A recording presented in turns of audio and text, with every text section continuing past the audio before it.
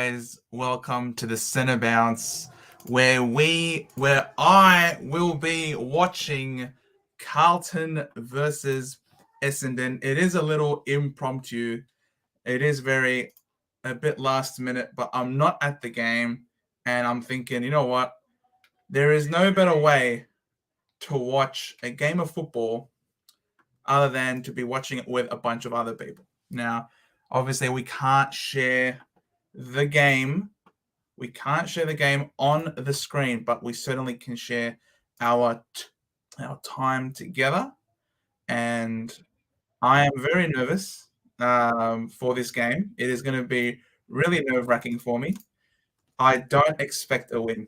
To be completely honest with you, I don't expect a win. I think Carlton have been under the pump so much that they're going to, and there's a lot of talk around Carlton's ball movement that has been the forefront of how they're trying to improve their game style. They've got talent. There has been a lot of conversation out there whether or not they have the list, whether or not they're too top heavy. And look, there is certainly an argument to be made that is the case, that the Carlton Blues are very top heavy. But what you can't deny is there is real talent in that top bracket in the team. And it's that talent that can rise to the top, should I say, and get the Blues over the line. They are a great matchup for Essendon. We are a much smaller, lighter midfield brigade compared to them.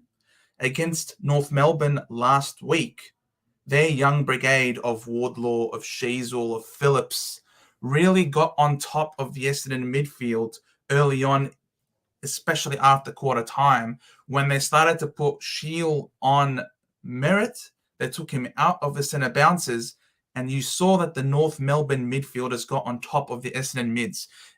Carlton love to play that territory game, win the clearance, win the contested ball. That is an area of strength for the Carlton Blues. They just need to get the ball moving forward quickly. If they can put some speed on the ball, if they can give their big, tall targets up forward one-on-one opportunities, then, of course, they have to take those opportunities. There's no denying. They have to take those opportunities, and that's something that Carlton have not been doing so far this year. They have not been converting. They have not been capitalizing. They've only converted 33% of their shots. 33%. That is one of the worst, if not the worst, shot accuracy in the competition. If they can convert, they're going to get looks tonight. Of that, I have no doubt. They will get their looks tonight. The question is, will they capitalize? Will they convert?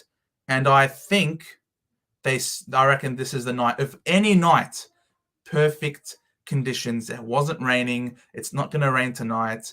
Perfect conditions, cool, crisp. This is the time for the Carlton forward line to fire. Yes, Len Jen Wardlaw is... Look, I know I'm saying Wardlaw, took us to the cleaners last week as a slight against our own midfield, but you are correct. Wardlaw is an absolute jet. He's a freak. I was telling Big J, I was really hoping that North Melbourne would skip on him during at the draft because of his historic hamstring complaints. But my word, he is a jet. Strong in the contest. He hunts. He tackles. You can't break those tackles. When he's got you, he's clamped you down. He's very clean as well, exiting stoppages and hitting up targets. Last week against Essendon, there was a couple of times where he just took too many steps before making a decision and got done for it. But he learned from it, and he was a gun. Once again, the North Melbourne Kangaroos, they're in good hands. Yes, they lost today, but no, there was no shame. They lost no fans. They lost no supporters today. They've done a terrific job, and Wardlaw is one who's going to be leading them into the future. But our discussion right now is about Carlton versus Essendon. It was really interesting the way they've been treating Jack Silvani, in and out of the side. He's back in again. We've had a late change ourselves. I think, it wouldn't be a typical Essendon game under Brad Scott if there wasn't a late change. Phillips is back in. and Massimo D'Ambrosio will be the super sub once again. Yo, Hippo, how's it going, mate? Thanks for coming around. You are more than welcome at any point in time. If you want to come on, let me know, and I can put you on. But get well soon, brother. Big game starts in 9 minutes.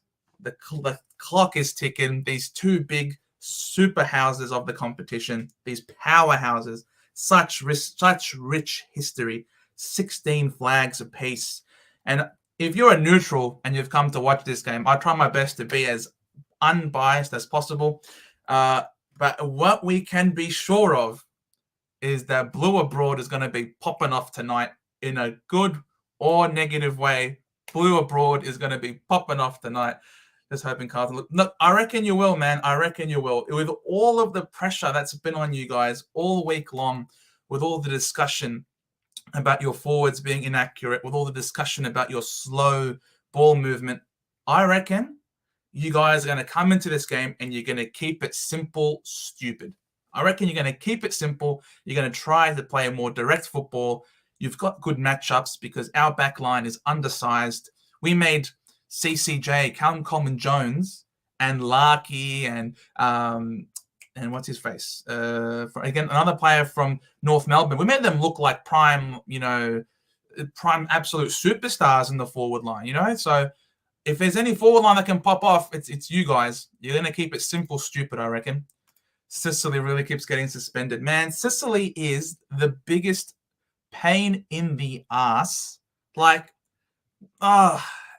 It's unbelievable. It's really tough. It's tough. I don't know what he has to do because it's a game of football. At the end of the day, no one's trying to go out of their way to injure people. The sling tackle, it's the rage now. Doesn't matter how much education, by the looks of things, it doesn't matter how much education you're telling these players, they keep doing these tackles. It's desperation. Your body's on the line. You're a captain like Sicily. You're a leader. You're trying to get up and win the game for your team. For the history, the entire history of the game, it's always been in physicality, strong tackles, defensive efforts. And it just seems in this modern era, that sort of stuff is being penalized. It's really difficult, man. Oh, look, you'd hope he gets off, but he's gone straight to the tribunal, Hippo. He's gone off to the tribunal. No, I don't know. It's always looking like a 3+, and these days a win is going from 3 down to 2. So hopefully it's just a 2-weeker, and that's our win. Ra Magar, Carlton stupid sounds about right. I love it, Ra. Very nice. We'll see, though, in a few minutes whether or not that holds true. G'day, Shawnee. How's it going, mate? Sicily is a Peter, or the rule is too grey? Look, I reckon the rule is grey, and I think, Cripps, he plays for Carlton, though, Hippo. Your lawyers are second to none, man, honestly. I can't believe it. But yeah, look, I think the rule is a bit grey because what they're penalising are normal football actions. So what is grey is not necessarily just the rule.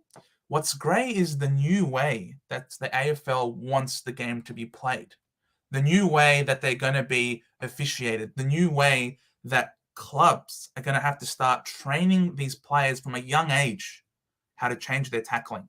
Because what was a textbook tackle just 2 years ago? Pin the arm, get the chicken wing, not a chicken wing, but pin the arm, prevent the handball, and tackle.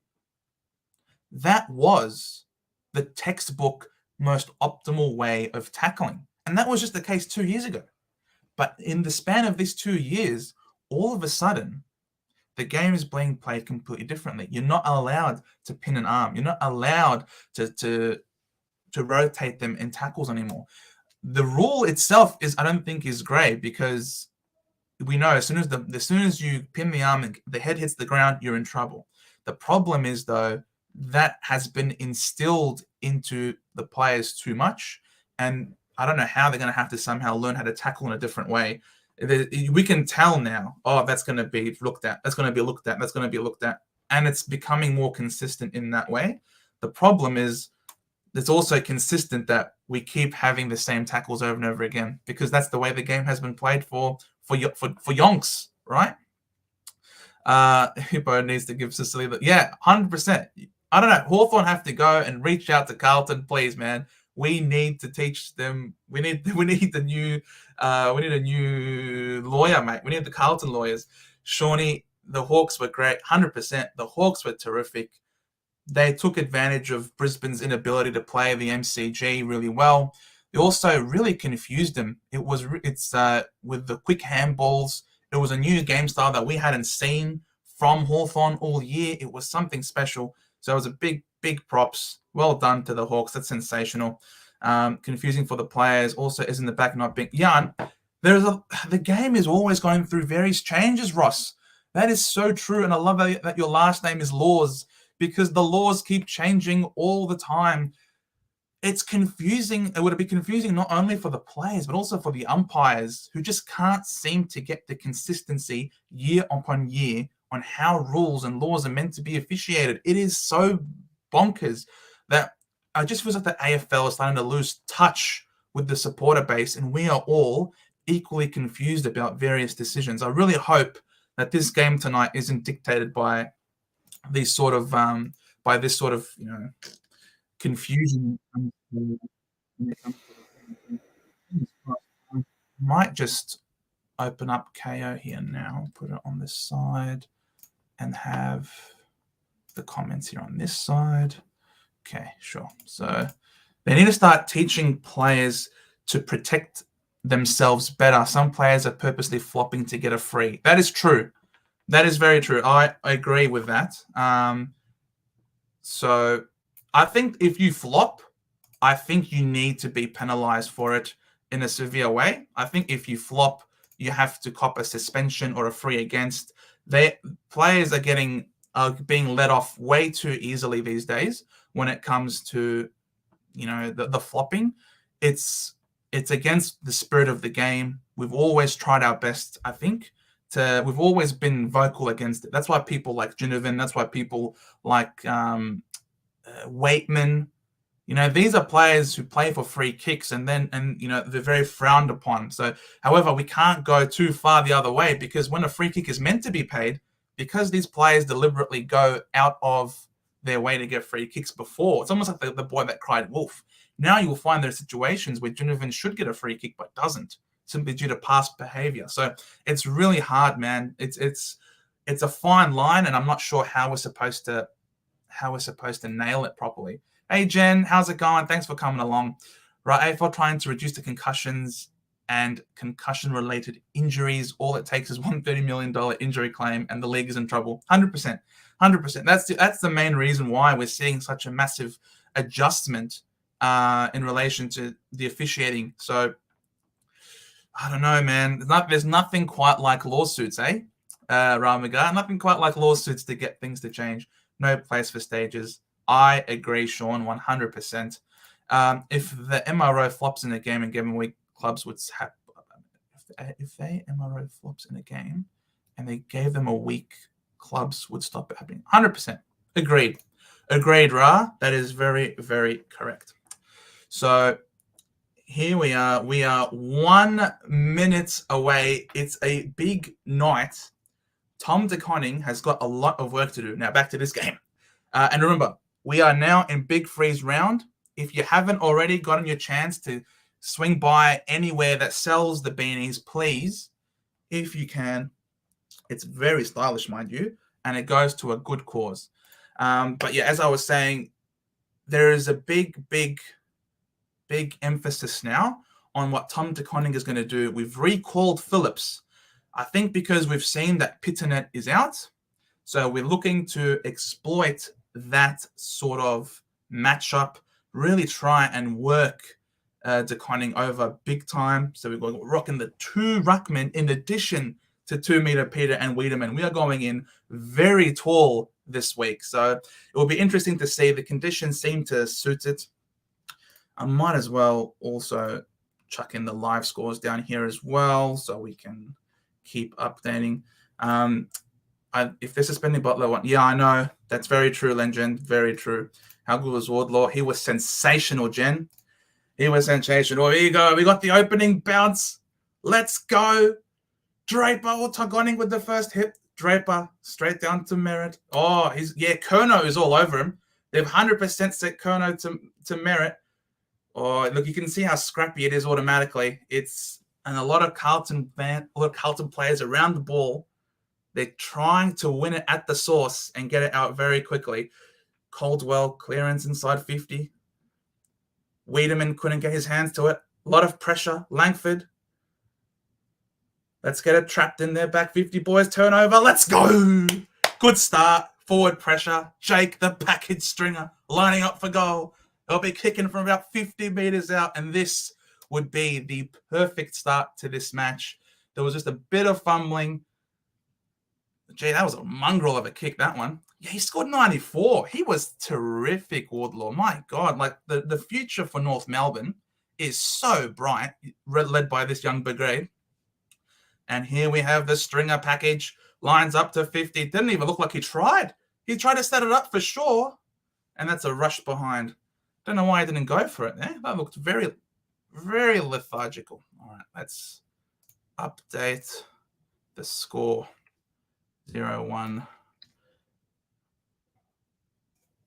There we go.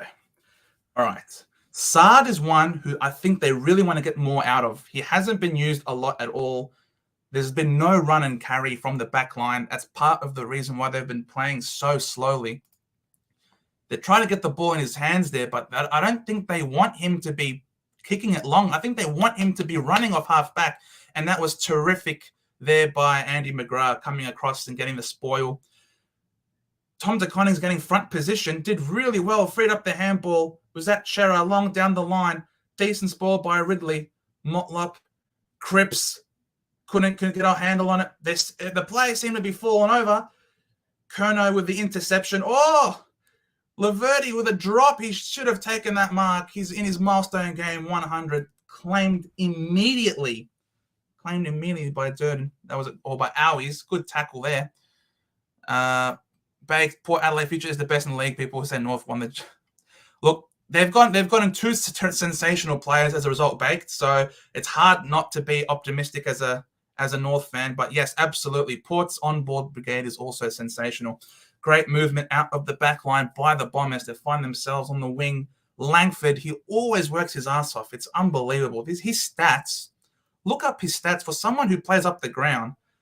He's been doing some terrific things offensively, but that was a very poor kick. Out of bounds on the full. Good to see 2-meter Peter out there. Hasn't played a game for us all season. Play on is the call. Carlton, hug the wing. Go long and strong. Draper with the spoil. Heppel at ground level. Clean pickup to Langford. Handball to Perkins. He's been corralled. Stops and hoists a high one. He's looking for Wiedemann. Package, ground level. Handball over the top to Guelphy. Taps it out to Merritt. Can the captain convert? No. Oh, blew a massive opportunity there. Zach. He had more time. He had more time than he realized. And we let them off the hook. This might come back to hurt us. Quick play on out of the back line. But they've gone wide once again. The Blues, they like to go wide. Kick it back inside McGovern. Now they look to switch attack through the corridor. Dangerous ball. 2-meter Peter couldn't mark it. At ground level, Motlop picks it up. There you see a lot more handball. Cripps with the high fend off. Is it a free? Yes, it is. That was a high fend off. Thank you for coming, Cripper. Tried to do it. Look, it's not bad. They're at least trying to attack through the corridor. They know they want to get a handball game going. You can see the intent from the Blues early. That was a high fend off. Perkins, his face is red. Plays on, pumps it high and long inside 50. Looking for a mark. Can someone grab it? No, they can't. Saad immediately tackled. Stringer trying to get the ball out. McGovern, just a blind handball. Well done. That was Walsh, and they clear the ball out. They force the ball out of bounds. No, they don't. Can Ridley get to it? Ridley gets to it. Short little dinky pass. Finds Heppel. That's not 15, but fair enough. We'll take those. Goes inboard. Finds Martin. Low drilling ball finds Sammy Durham 50 meters out. I don't think he'll be going for this one. Correct. He plays on, puts it into a central position, high inside, looking for either Draper or Guelphy. Couldn't get a handle on it. Now he does. He spins, handball inside, finds Wiedemann, handball out to Caldwell. Now we retreat backwards. Oh, that's a mongrel of a kick by BZT. Should be devoured, but it isn't. Langford kicks the ball inside. Oh, nice dance step there by Sard. Again, they're under a lot of pressure, but they've got representation here at ground level. Mackay works high up the ground. Another forward handball. You can see what Carlton want to do. They've got heaps of space behind the play because of our high press. They work it around. Curnow back to Mackay, back to Curnow. Not sure what to do because there's not much forward of the ball. The inside kick is perfect. Open goal square, and the Blues get the first one. The Blues get the first goal of the game. It was all us, but they convert, and they did really well. They didn't blast away. They didn't blaze away. They flicked the handball around.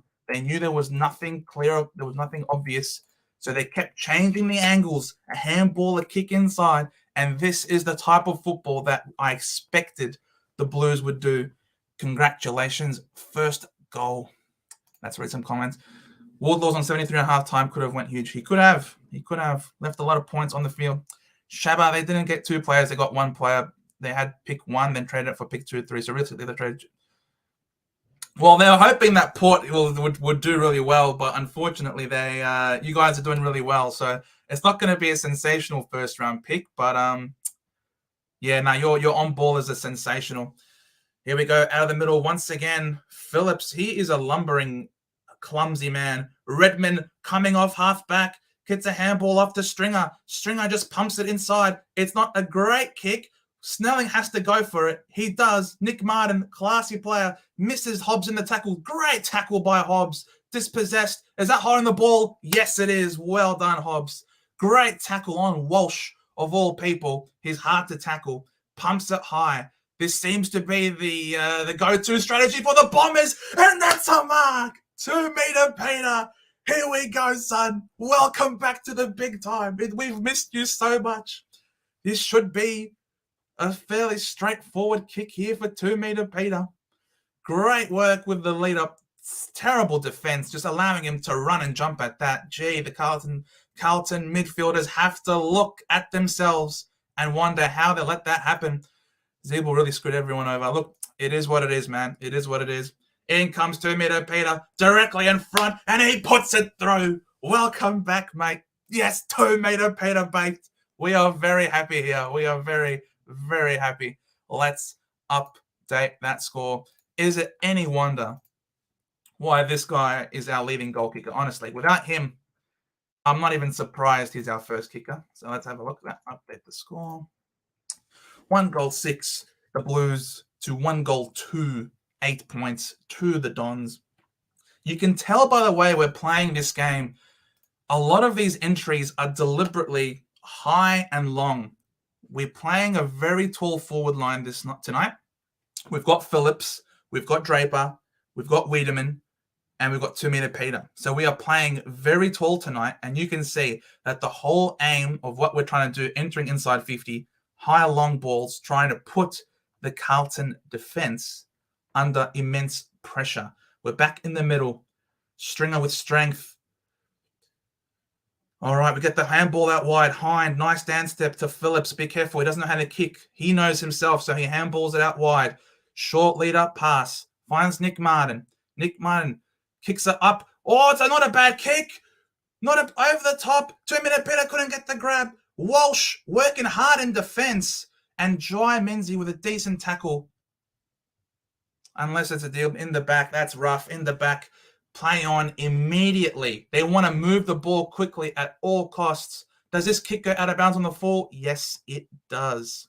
So we're doing a decent job. It's been switched on with the forward pressure. Kick inside. Finds Redmond. Oh, that's a dangerous kick by Redmond. He gave Martin a massive task. and it's been automatically turned over. Quick ball movement here by the Blues. It's a 1-on-2 situation. Mackay pushed out Ridley. Ridley's a good defender. He forces you to play him properly. And so Ridley goes short and wide, finds McGrath. Pidge McGrath stays down the wing, goes high and long, again looking for Wiedemann or Phillips. And it's a free kick to Phillips. You can see what we want to do. We're playing tall, trying to stretch them. Short to Merritt. He lowers the eyes, wide, finds Hobbs. Hobbs, where the boundary meets the 50, goes high and long once again, looking for 2 meter. Couldn't take the mark. That's a beautiful tackle. Great forward pressure. Stringer trying to sucker the way forward. A quick hack kick out of there. Hobbs lays a tackle. Motlop met solidly by Phillips. To Martin. To Langford. There's a swarm of players. It's very congested. Martin tries to bust through. Hands it up to Snelling. He gives it to the package with a fend off. Oh my God, this is a very hot football. Clever tap by Langford. Oh, they slip over at the worst moment. What a great hustle. Great football. The Bombers trying to find someone. Carlton all over him. 2 people all over at all times. This is a hustle. This is going to be a tiring match. That's for sure. Kennedy bumps into Cripps. Cripps drops the ball. Held up inside. Another forward stoppage for the Bombers. Blues are going to go fast. Yeah, that seems to be the case, Baked. That seems to be the case. They want to go fast. Here we go. Hobbs trying to get the ball. Tackles Kennedy. Oh, that was a rough rush kick. He missed the foot. Cripps, very clean pickup. Akers, Walsh, Motlop. There you go. On the counter-attack, going to go fast. In front of Doherty. Doherty's tackled by McGrath. Stripped of it. In comes Ridley. Beautiful step. Hits up Hobbs. Goes inside. He finds Martin. Martin's getting a lot of the pill. He pumps it high and long. He's looking for a mark from 2 meter, Peter. Play on's the call. That was a mark. That was a mark. Oh, my God. It's still play on. Oh, my God. What the hell did we just watch? Oh, my Lord. What the hell was that? Can Carlton take advantage of this? Yeah, everyone stopped. Everyone stopped. That was unbelievable. Exactly. 100% baked. That was Anzac Day vibes all over again. It's always against us. Oh, Motlop at ground level. Dances around McGrath. Goes for a bull na from 50 meters out. I don't know why he did that. But there is heaps of space. Is it acres and acres of space? Heaps of time. The Shepherd's there. Goes for the snap. Phillips with the spoil. Didn't want to risk dropping the ball. So we've got a 7-9 scorecard. Let me update the score. 1-1, 7, 1-3, 9.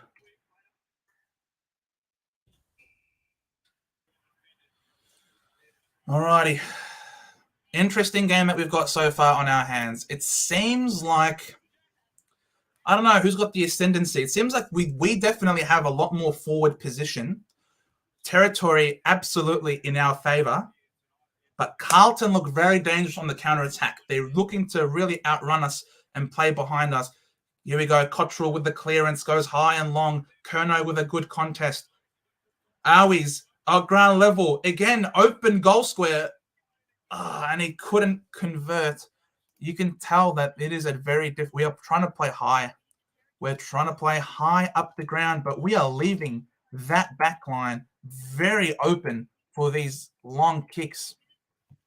Once again, Carlton unable to convert, though. Seems to be a regular problem for them. McGrath plays on, kicks it high and long. Draper couldn't get the mark. Oh, another forward inside 50. Kerno's by himself. Met solidly by Martin. High. All right.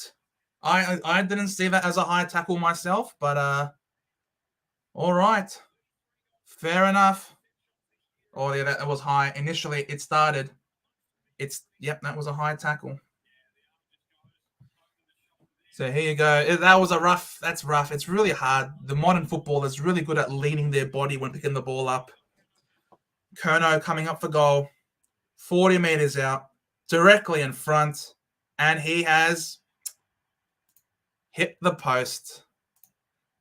And so here we have, as we've been discussing, Carlton's inability to convert in front of goal, once again limiting their scoring. But they've had some good looks. They have to keep themselves really confident and optimistic that they will keep getting more looks as long as they stick to it. Beautiful strip. In comes Hobbs. Feeds it out to Heppel. Off to McGrath. Running off half-back. Feeds a handball to Martin. Swoop and handball. Try find Hobbs. One of Hobbs or Caldwell. Either one, they could raffle it out wide. Caldwell goes out wide. Finds Durham on the wing. No one is presenting for him as an option. Kicks it really low. That does not suit Draper. Silvani did really well to read that. I don't know why he just bombed it. Oh, terrible bounce over the head of Ridley. Kerno, just a blind hacking kick. I don't know what he was thinking. Yet again, terrible. It's not even just conversion. Very terrible inefficiency. And you are correct, Baked. It is a nightmare for the Blues and their conversion. Not quite sure what it is that they have to fix in their minds. But that was very, very fortunate, though. But it was a terrible bounce for Ridley. Went over his head. And let's see whether or not Essendon will go back to that kick mark game style that we've seen from them the last few weeks. Here's Snelling in the defensive 50. Comes out, finds Hobbs. Hobbs has gotten the ball quite a bit actually. Mentioned his name a few times. Sticks to the wing. Goes high and long. Phillips pushed out of it. And that's what we want. That's probably the reasoning behind going really tall. Free kick to Phillips. On the wing. Kicks it high and long inside 50. About 30 meters out. Can Draper get to it? He brings it to ground. Langford. He's been tackled without the ball ump.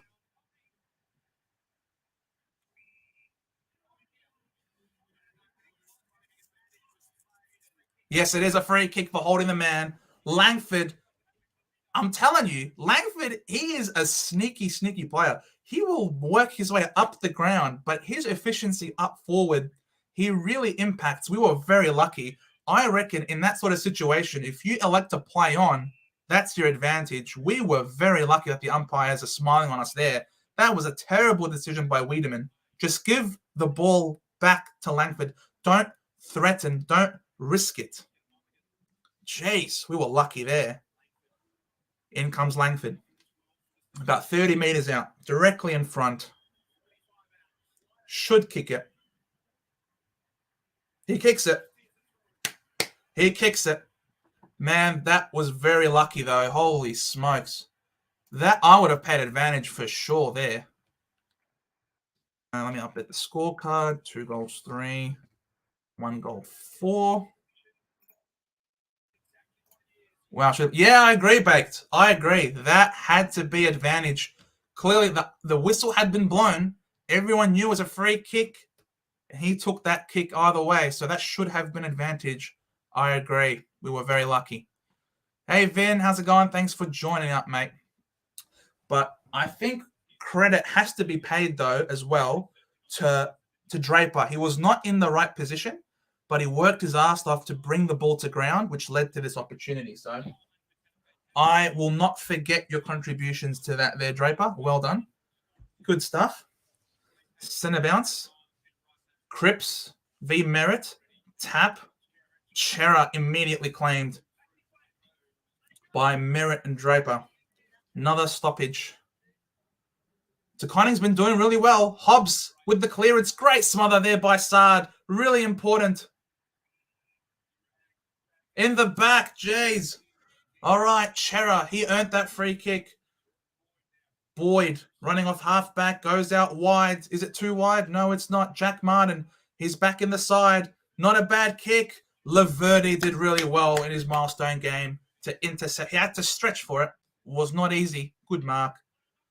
How is that not 15? I don't know why, umpire, but he goes out wide. Hind to Heppel, looking to switch up the play.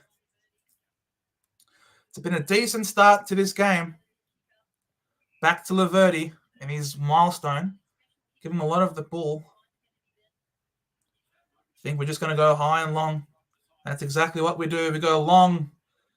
DeConning gets to it. Couldn't mark it. Durham flicks a handball out to Snelling. Can he pick it up? No, he can't. He bricks. Chera, great pickup. Shovels it out to Curnow. Goes inside. Great 1v1 mark there by Charlie. Charlie from 55. Looking for someone to kick to. Does he go for it himself? Goes himself. And once again, another poor decision.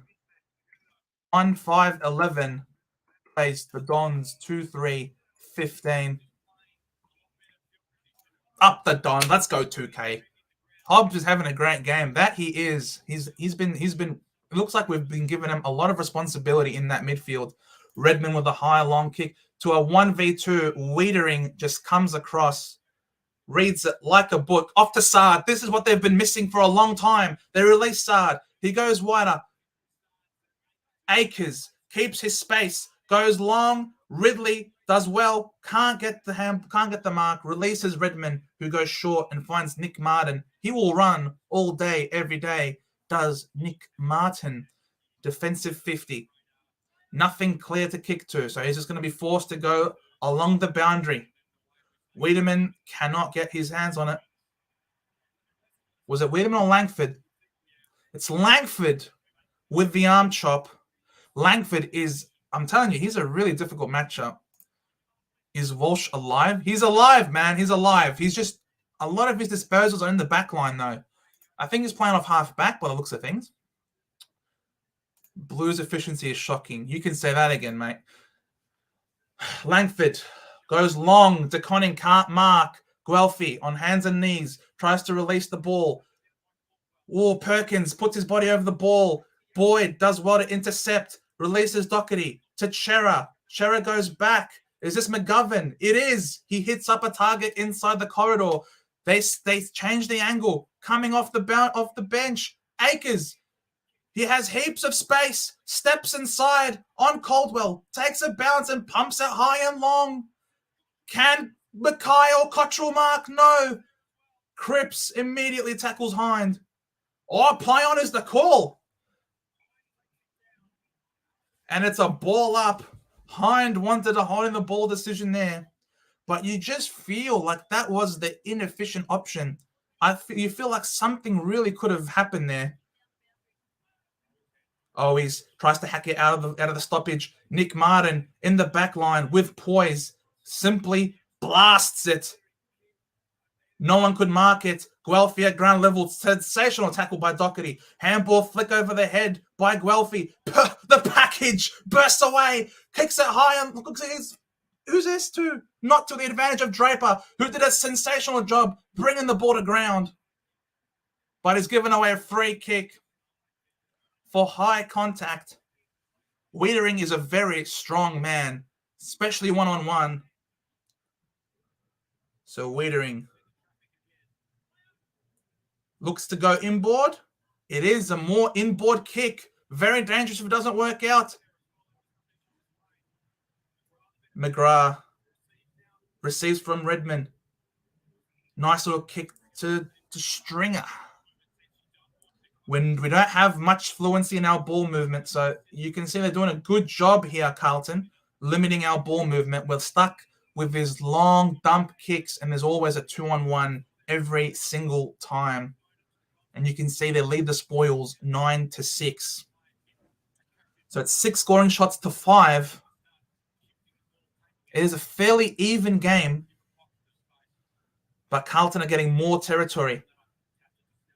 Perkins, handball out to Martin. Downfield advantage.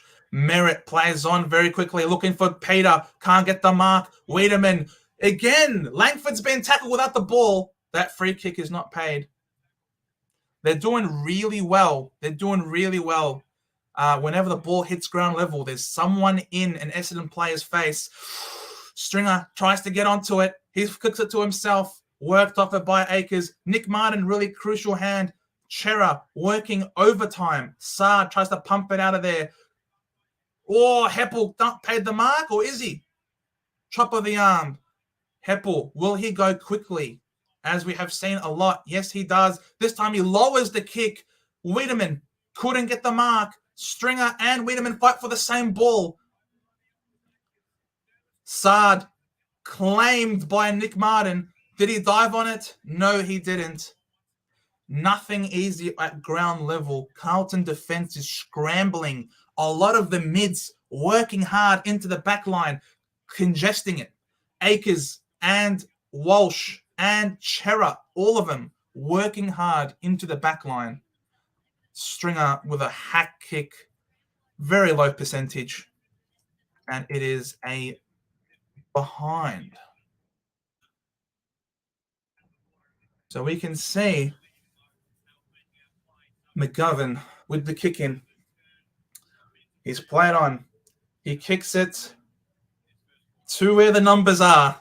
On the wing. Bit of a mongrel. Draper tries to kill it. Punches out of bounds. And he does.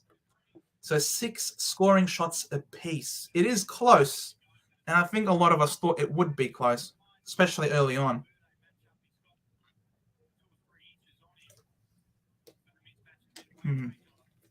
Be a question of what happens towards the end of the game when the game opens up.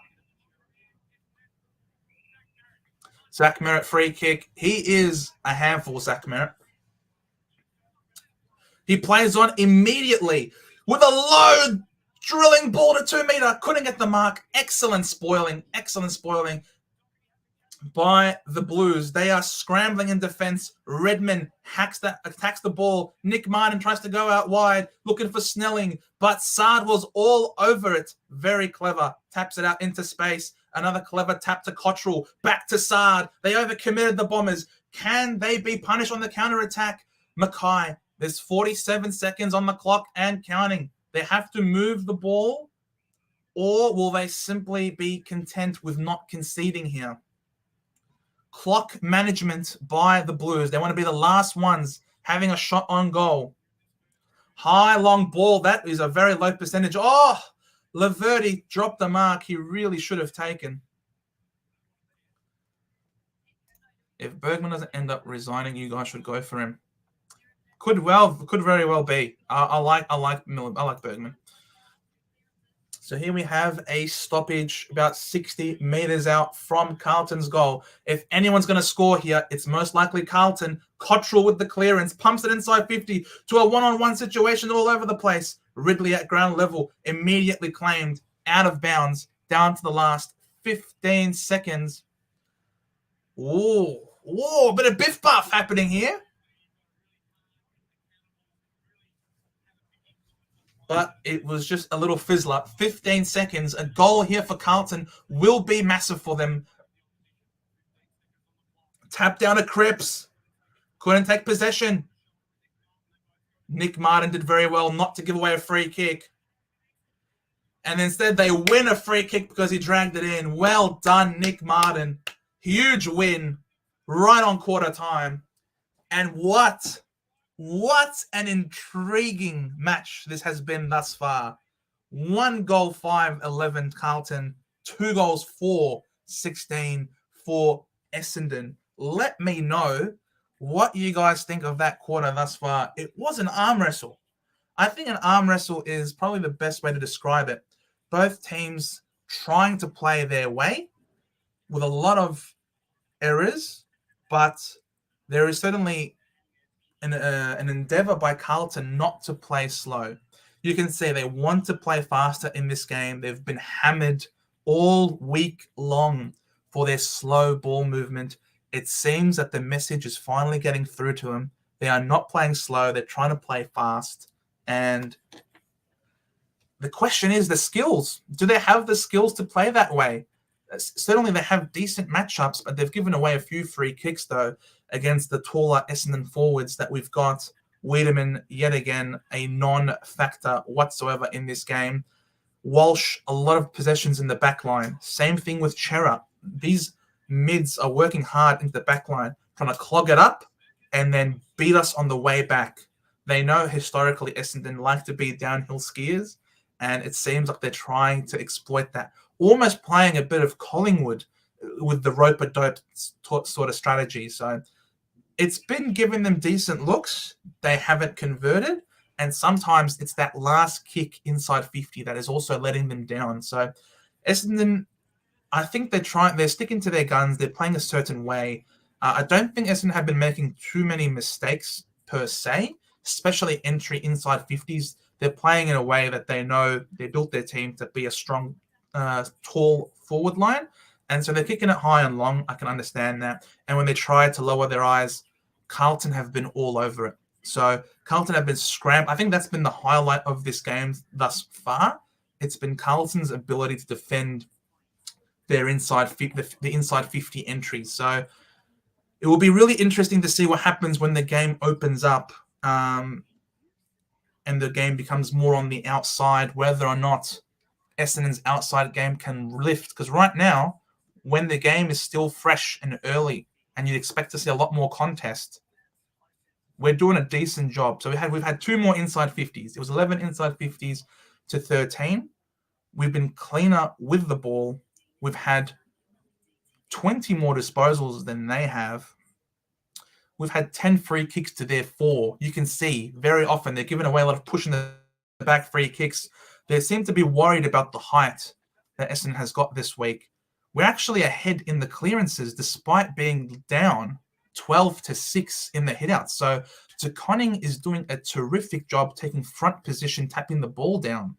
The question is how many are to advantage, because we've got the 2 center clearances thus far in the game, and we're leading 8 clearances to 6 as a result of those 2 from the center bounces. We're up by 7 in the contested possession count. That's probably something that Voss will be very disappointed in and will be stressing to his boys that the contest is where we are weak and where they are strong in. So I'm expecting to see a big lift in this second quarter, especially in the contested possession count in Carlton's favour. We've got more marks because that's the way we like to play. We play a controlling sort of game style. We've had 3 marks inside 50 to their 0. And so it's been a very interesting game. You can tell that the game is being played more in our half of the ground because you look at the tackles inside 50, Carlton only have 3. Essendon have 12 tackles inside 50 in the first quarter alone. So you can see that the territory battle, Essendon is winning it for some strange reason. This is very unusual, especially in this matchup. So the territory is on our side. However, it seems like Carlton is trying to play that rope-a-dope strategy here. So, g'day, Jono. Thanks for coming, mate.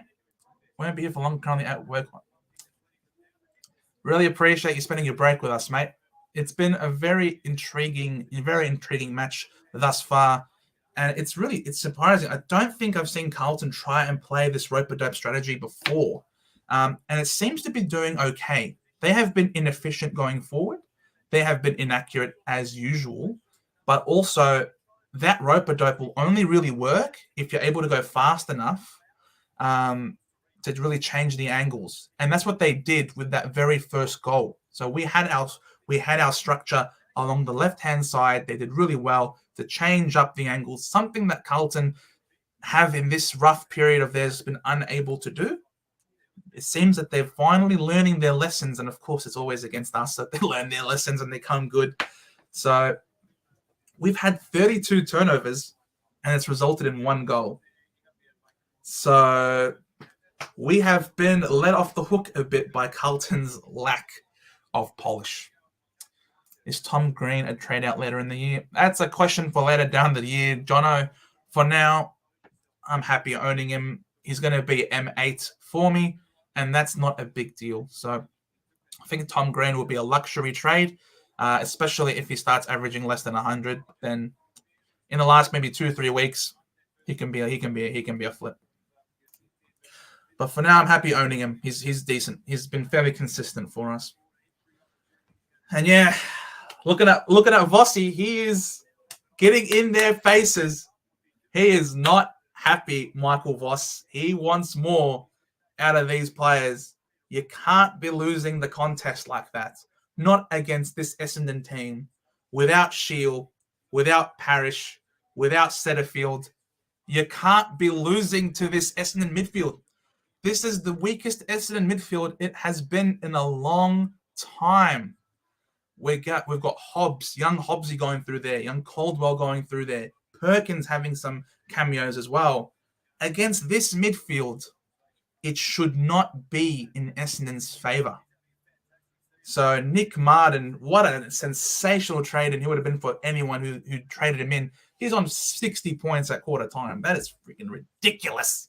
On you, Nick Martin. Nick Martin, man. To think this guy was overlooked in the draft 2 years in a row is unbelievable. And our pressure gauge has been elite, whereas Carlton's has been below average. Interesting. Very interesting. I'm sure that's part of the reason, part of the pump up that Michael Voss has been trying to give his boys. Win the contest, apply more pressure. And the second quarter is underway. Yet again, De Koning wins the tap. Draper with the clearance. Oh, jeez. That was an unrealistic attempt, I would have said. Good tackle by Snelling. Yet again, another inside forward 50 tackle for the Bombers. It's the territory overwhelmingly in our favour. But De Koning has been very good in the ruck thus far. He can keep his head high. Hobbs with the kick. Overzealous. Chera with the free kick. And you can see, once again, it's Chera in the back line. Chera in defensive 50. He is working his ass off defensively, helping to congest. Oh, could it be a turnover? Good juggling mark there by Doherty. That was very dangerous. He goes out wide to Saad on his favoured left foot. Saad's not really going. He's just looking to go along down the line. But it's great contested grab there by Curnow. That's the benefit of having this guy higher up the ground. He looks to switch it up with a kick inside the corridor. This is exactly what they haven't been doing in recent weeks. What can they make of this foray forward? They go long to a 1v1, not quite. Heppel did well to cut across. Now he looks to switch it out wide. Finds Redmond. Goes short, but you could see what Carlton were trying to do. They sent Curnow up the ground. That aggressive kick into the corridor opened up the play. Very nearly was a 1v1 for Mackay. And that's what they want. That's the dream play for Carlton. Getting their big forwards in a 1v1, particularly against our undersized backline. Chera in the middle of the ground. He just dazzled everybody. They win the ball inside the goal. Oh, terrible kick. What was Wiedering doing? How did he miss him by that much, mate? You are a number one draft pick. You are a leader in that back line. You can't be missing wide open passes like that. I would be fuming if I was on the bench watching that. And you can see their kicking efficiency, 61%. Durham wins the clearance, hacks it forward, kicking it high and long. Great mark there by McGovern on the 50, goes wide, finds Doherty. He looked inside. You can see, first instinct to look inside. He goes short. Finds Curnow. Back to Doherty. There's some dash off half back. Dangerous kick into the corridor, but it works. Chera has worked very hard to present as an option. And they find Martin. His first game back for quite some time for the Blues. And that is what you get by having some run and gun off halfback, attacking the corridor, not simply resorting to this long dump kicks down the line. They get this nice look on goal. Jack Martin, he's very talented. He should convert here, I reckon. He should convert and give the Blues the lead back. But he doesn't.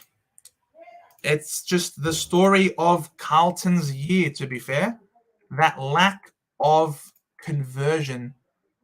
1 goal 6 plays 2 goals 4. So here we go. Kick in. Perkins now in the back line. No real ball movement for the Bombers. This has been a regular thing for us. You stop that chip kick out of the back line and our ball movement sort of gets stifled. We're trying to play a handball game now, but we don't have numbers. We don't have representation at ground level. Carlton force a turnover. Walsh gets the ball forward of center, kicks it high inside 50 to a 1v1. And BZT holding. And that is, again, what Carlton have been hoping for.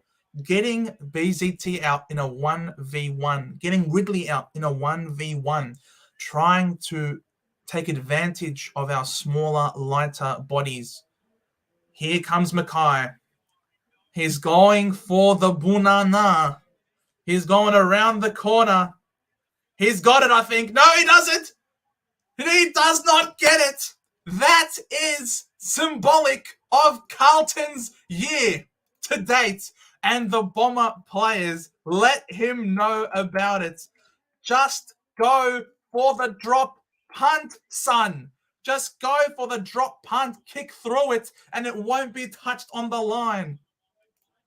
Well, I agree, Michael. I reckon that shouldn't have been a free kick, but the umpire probably saw something that we haven't seen. And here we go, attacking through the corridor. This is a rare opportunity for us. Draper, he just simply mongrels it forward. Will it, Guelphy get to it? He dives, couldn't get it. Nice, clean pickup by Wiedering. And can they counter-attack? Curnow shrugs off a tackle, hacks a kick forward. Another terrible bounce for us. Whoa, Mason Redmond came flying off the screen. How the hell? What a collision. But now the ricochet, it falls in Carlton's hands. Can they convert? Can they make the most of this opportunity? The universe wants them to score. Will they score? Front on contact. They have to convert here. Wow. Wow. We were unlucky. So unlucky. But Jack Martin finally converts for the Blues, and they get that goal. Wow. That was ridiculous. I can't believe it. It was Draper's mongrel kick, which made it impossible for anyone to mark. It was the great pickup. It was the ricochet after that big collision between Redmond and whoever that was for Carlton. And the ball just fell into their hands. Wow, that was... And there was the terrible bounce over the head of Andrew McGrath. That was unbelievable. That was an obvious free kick. I don't know what Laverde was thinking he could get away with this. That was lucky. He should have got away a 50-minute penalty, yeah. 19-16. What a match we've got on our hands. This is certainly not a showcase to international play, to international markets. Kennedy forces the clearance out wide. Redmond gets a fingertip to it. Can he get the handball out? Doherty has pushed forward. Off to Martin. Once again, he's in the forward 50. Could not convert. He had a clear look on goal. Jack Martin has certainly come alive, and he is sparking the Blues forward of centre. Draper. That's a very shallow kick. It was not to Phillips' advantage. Wiedering cuts it off. Now it seems that we have... It's contagious. Shit kicking is contagious. We are now with the crap kicks. Wiedering keeps it low for Mackay. Motlop at ground level to Cripps. Round the corner. And that is on the full. Oh my God. This is not a display that we are showing other people. The kicking has been atrocious in this game. Oh, my God. But it is different now. Carlton are now winning a lot more of the contested ball, I feel. They're winning the contests, and that is allowing them to get the ball forward more. Hind. That is a terrible kick by Hind. I don't know what he was thinking. He is prone to brain fades, Nick Hind, and he's just simply coughed it up straight to Curnow, who is having another look on goal. Essendon are prone to having quarters and large periods of time where they just simply go to sleep and do stupid things. And it seems that we are in one of those periods right now. Can Carlton maximize it? Can they take advantage? Curnow's lining up for goal from 50 meters out. And he starts it out wide, and it stays there. Another miss. And it looks like they're trying to win this game just straight off behind at this rate. 2-9 to 2-4. Oh, that's a massive collision. McGovern is in a lot of trouble. He must have copped a knee in the back or something, because he is in a world of hurt right now. Hobbs wins a free kick for a high tackle. Yet again, another high, long bomb down the line. There is no ball movement whatsoever. And Carlton have the representation once again at ground level. They seem to be outworking the Bombers this quarter. And it's a free kick yet again to Carlton. Mackay. Laverty having a dog of a day in his milestone. Can this be a turnover? No, it's not. Saad coming off half back, kicks it out wide. Can he find Cottrell? He does. And Cottrell goes short. And it is Martin. It is Martin for the Blues, who is just providing everything for them. Carlton all over Essendon at the moment. And I sort of expected that this would be the case from the first quarter. Looks like that Michael Voss rocket at quarter time seems to have sparked them. Jack Martin's had 4 touches for 3 scoring shots. Lining up for goal. This one's a tough kick. Watch him convert. Oh no, he sets it up. Cripps, ground level. Can he get it? No, he can't. Good tackle there by Perkins. It is a ball up. 15 metres out from Carlton's goal. You reckon they'll convert from this? Oh, good smother there by Nick Martin. Beautiful smother. He has not had a touch this quarter. They have done a great job. He had 13 touches in the first quarter. The Martins are taking turns having influence on the game. Silvani wins the hit out against Phillips. That is an indictment on Phillips. Another high tackle to Hobbs. He's doing a good job milking these. But it was also very clumsy. That is very clumsy tackling. They just simply undo all their hard work. And yet again, another long bomb out of the back line. We are not able to mark to save our lives. Carlton have this ball locked in their forward half.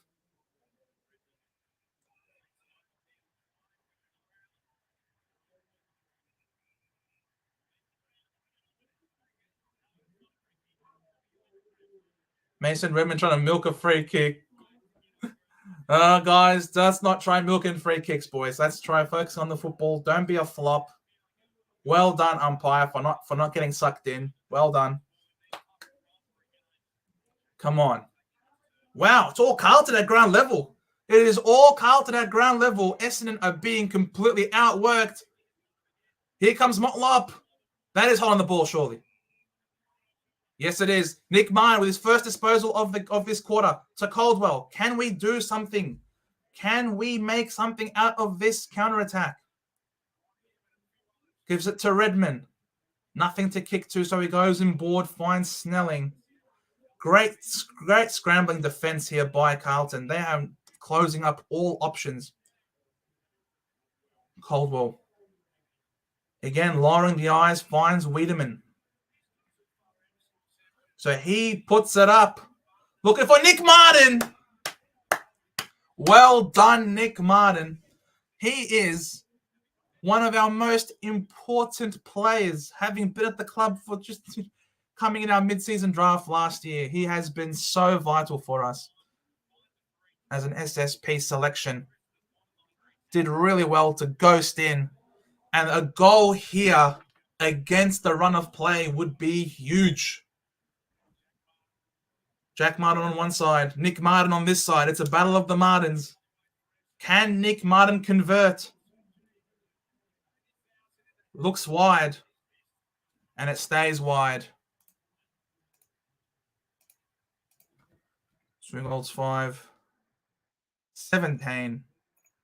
2 goals, 9. 21. It is that sort of a game. Very inefficient. Both teams. But you can see there's a bit of run. BZT is being exploited in that 1v1 matchup against Mackay. Yet another free kick to Mackay. How many free kicks is now to Mackay? Laverty goes for the mark. He couldn't get it. Kerno at ground level. Flicks it over the top to Cripps. He steps inside. Clever pull back on the kick. Merritt tackled immediately by Silvani. Hobbs to Heppel to McGrath to Caldwell. Kicks it long down the line. But is that Boyd with a terrific intercept mark in front of 2-meter Peter? I'd love to see how many free kicks Harry Mackay has received. But they have done a terrific job defensively, Carlton. They have limited all forays forward by Essendon, and it's just living in their forward half. Chera takes it on, changes the angles, low bullet to Doherty, to Walsh. Fumble, that is very uncharacteristic. And they get nothing as a result. That is terrible. That was an opportunity that went begging for Carlton. Here comes Chera yet again. Feeds it up to Cripps. In space. Goes short. Great spoil there behind. Using his legs. Can't keep it in play.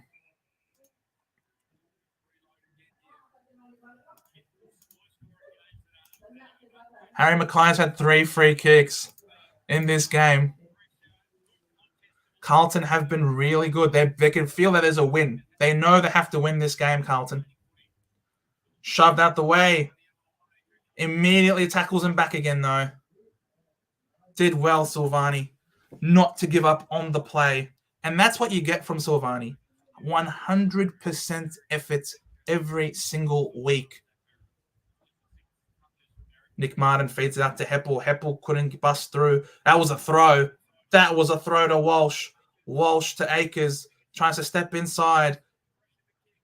Great pressure. Oh! Snelling! Oh, Snelling! What were you doing? He dropped the most easiest chest mark and then nutmegged himself.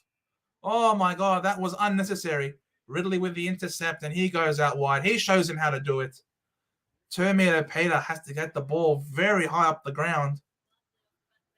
Oh, boy. Again, Carlton closing off all avenues, and we're left bombing it high and long. Guelphy to Durham. Tries to free the handball. He does to Nick Martin. Forward handball to Menzies. Is that his first touch? He goes out wide to Perkins. Or is it Wiedemann? Open goal square, and it is missed. Wiedemann. You had to make more of that, Wiedemann. That is very soft by you, son. Very soft. And here we go. Now it's our turn to be inefficient. 2 goals 9 to 2 goals 6. Carlton well and truly on top of the contest at this point in time.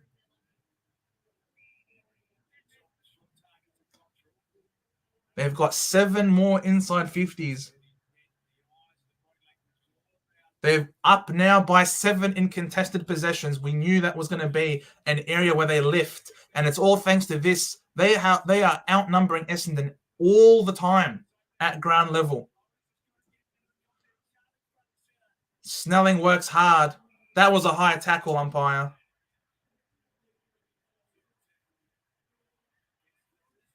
And it is paid. Well done, Snelling, working hard into defense. But you're seeing our forwards. Our forwards are only getting their hands on the ball in the back line. Carlton are doing so well. It's getting trapped in their half of the ground. Another high kick. That's got to be a free kick for high, but it's not. Chera wins it at ground level. Sard releases Walsh.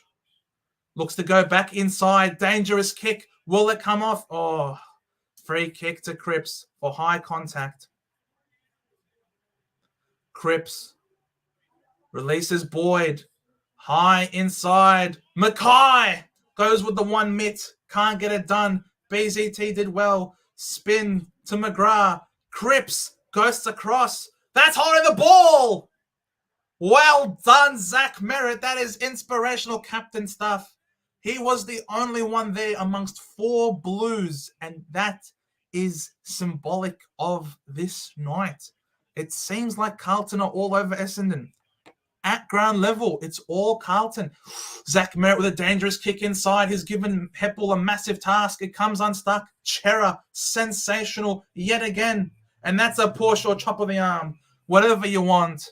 Free kick once again. BZT is having a real tough night against Harry Mackay. And that is what I was worried about. Our big key defender in BZT, not big enough, unfortunately, against the big dogs. Surely Mackay goes for a simple drop punt right now. There is no angle to speak of, mate. A drop punt is on the way. And he has kicked it.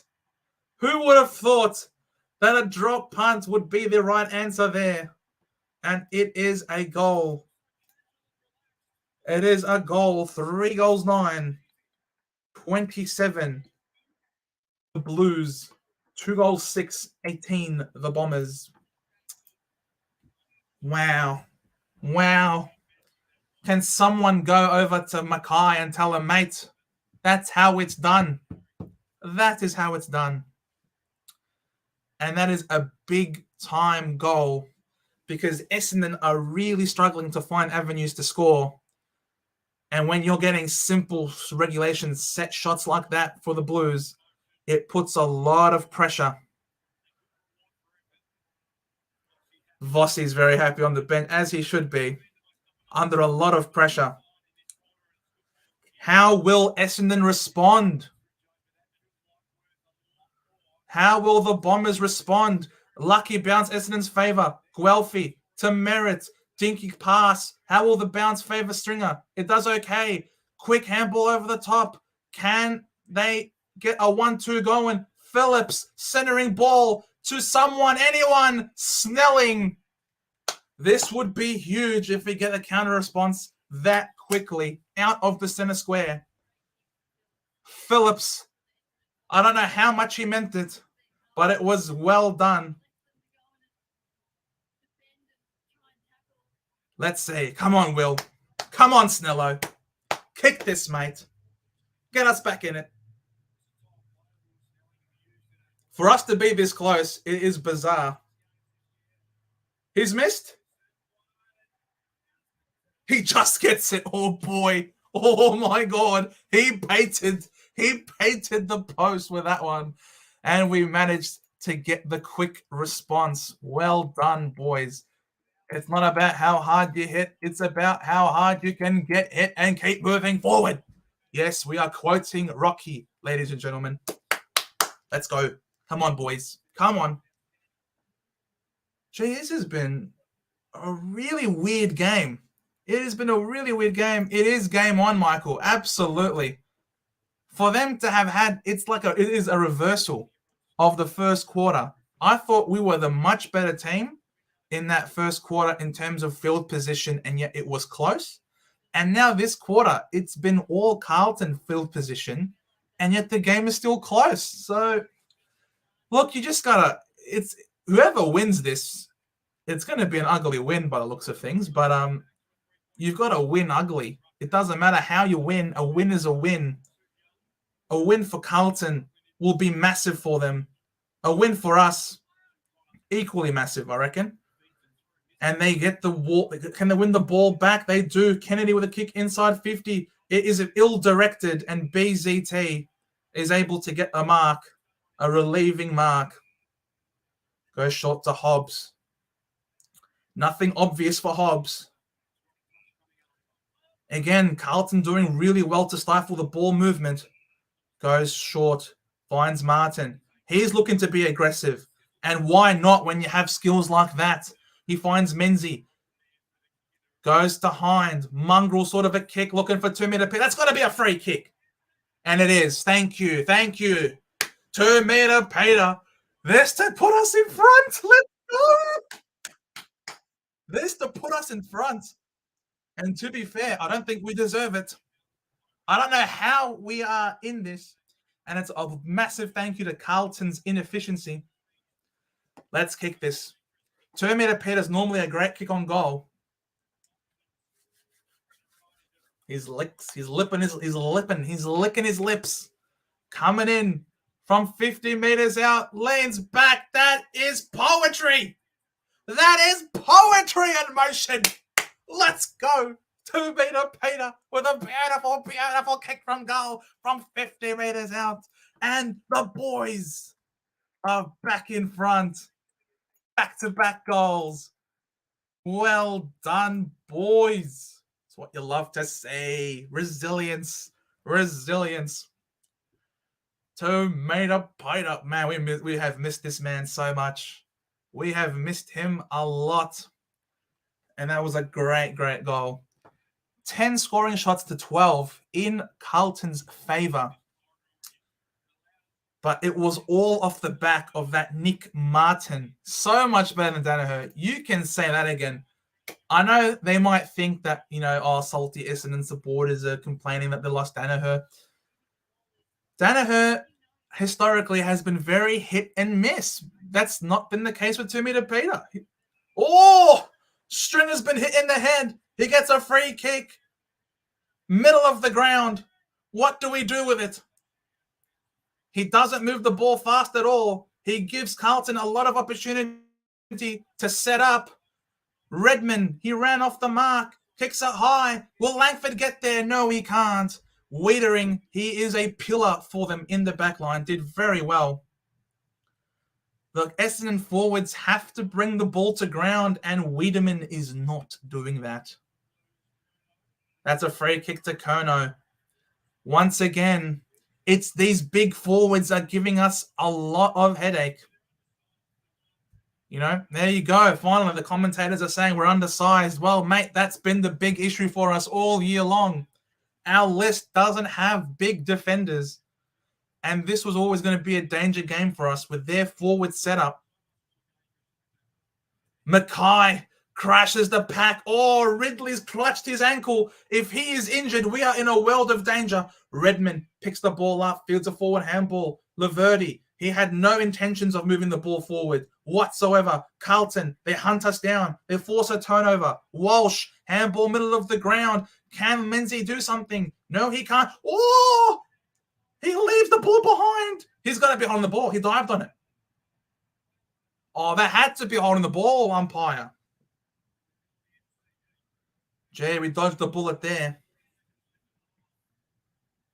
Ball up middle of the ground. Draper gets the hand on it, but it's Chera once again.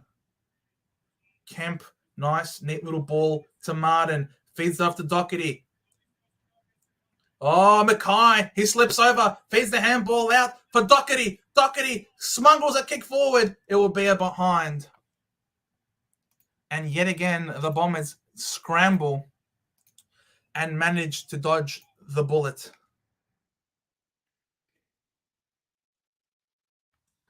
3 goals 10, plays 4 goals 6. Will this inefficiency continue is a big question. Ridley is back up on his feet, received the mark, so he looks to be okay. And that will do it. That will do us.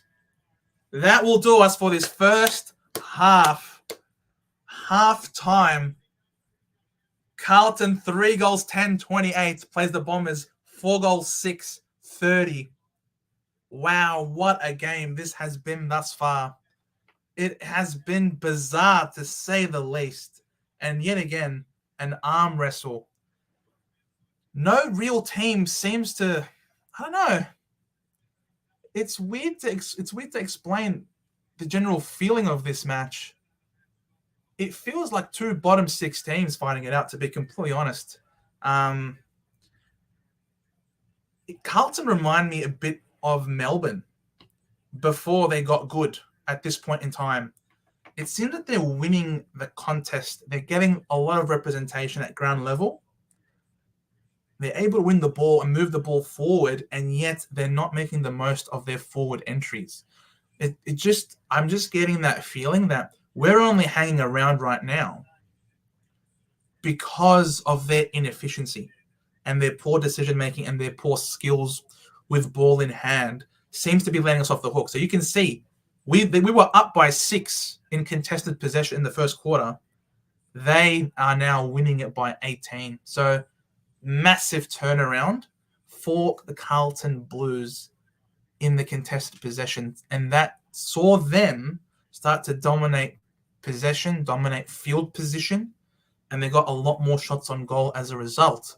For us to still be in front as a result of all of that, we can, as an Essendon supporter, I can only hope that we can continue to stick around and sort of try and hope that we can be within touching distance or maybe even in front somehow when the game starts to open up and we have a lot more freedom and space. Because right now, Carlton are doing a sensational job congesting our forward line.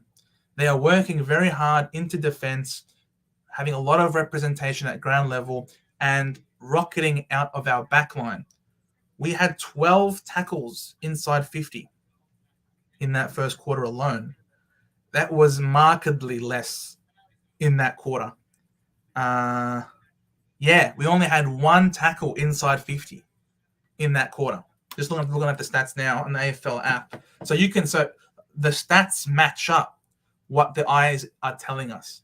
The eyes are telling us that we are not getting the ball forward as much. They are winning in the contest. They are winning the center clearances. They're winning stoppage clearances in general.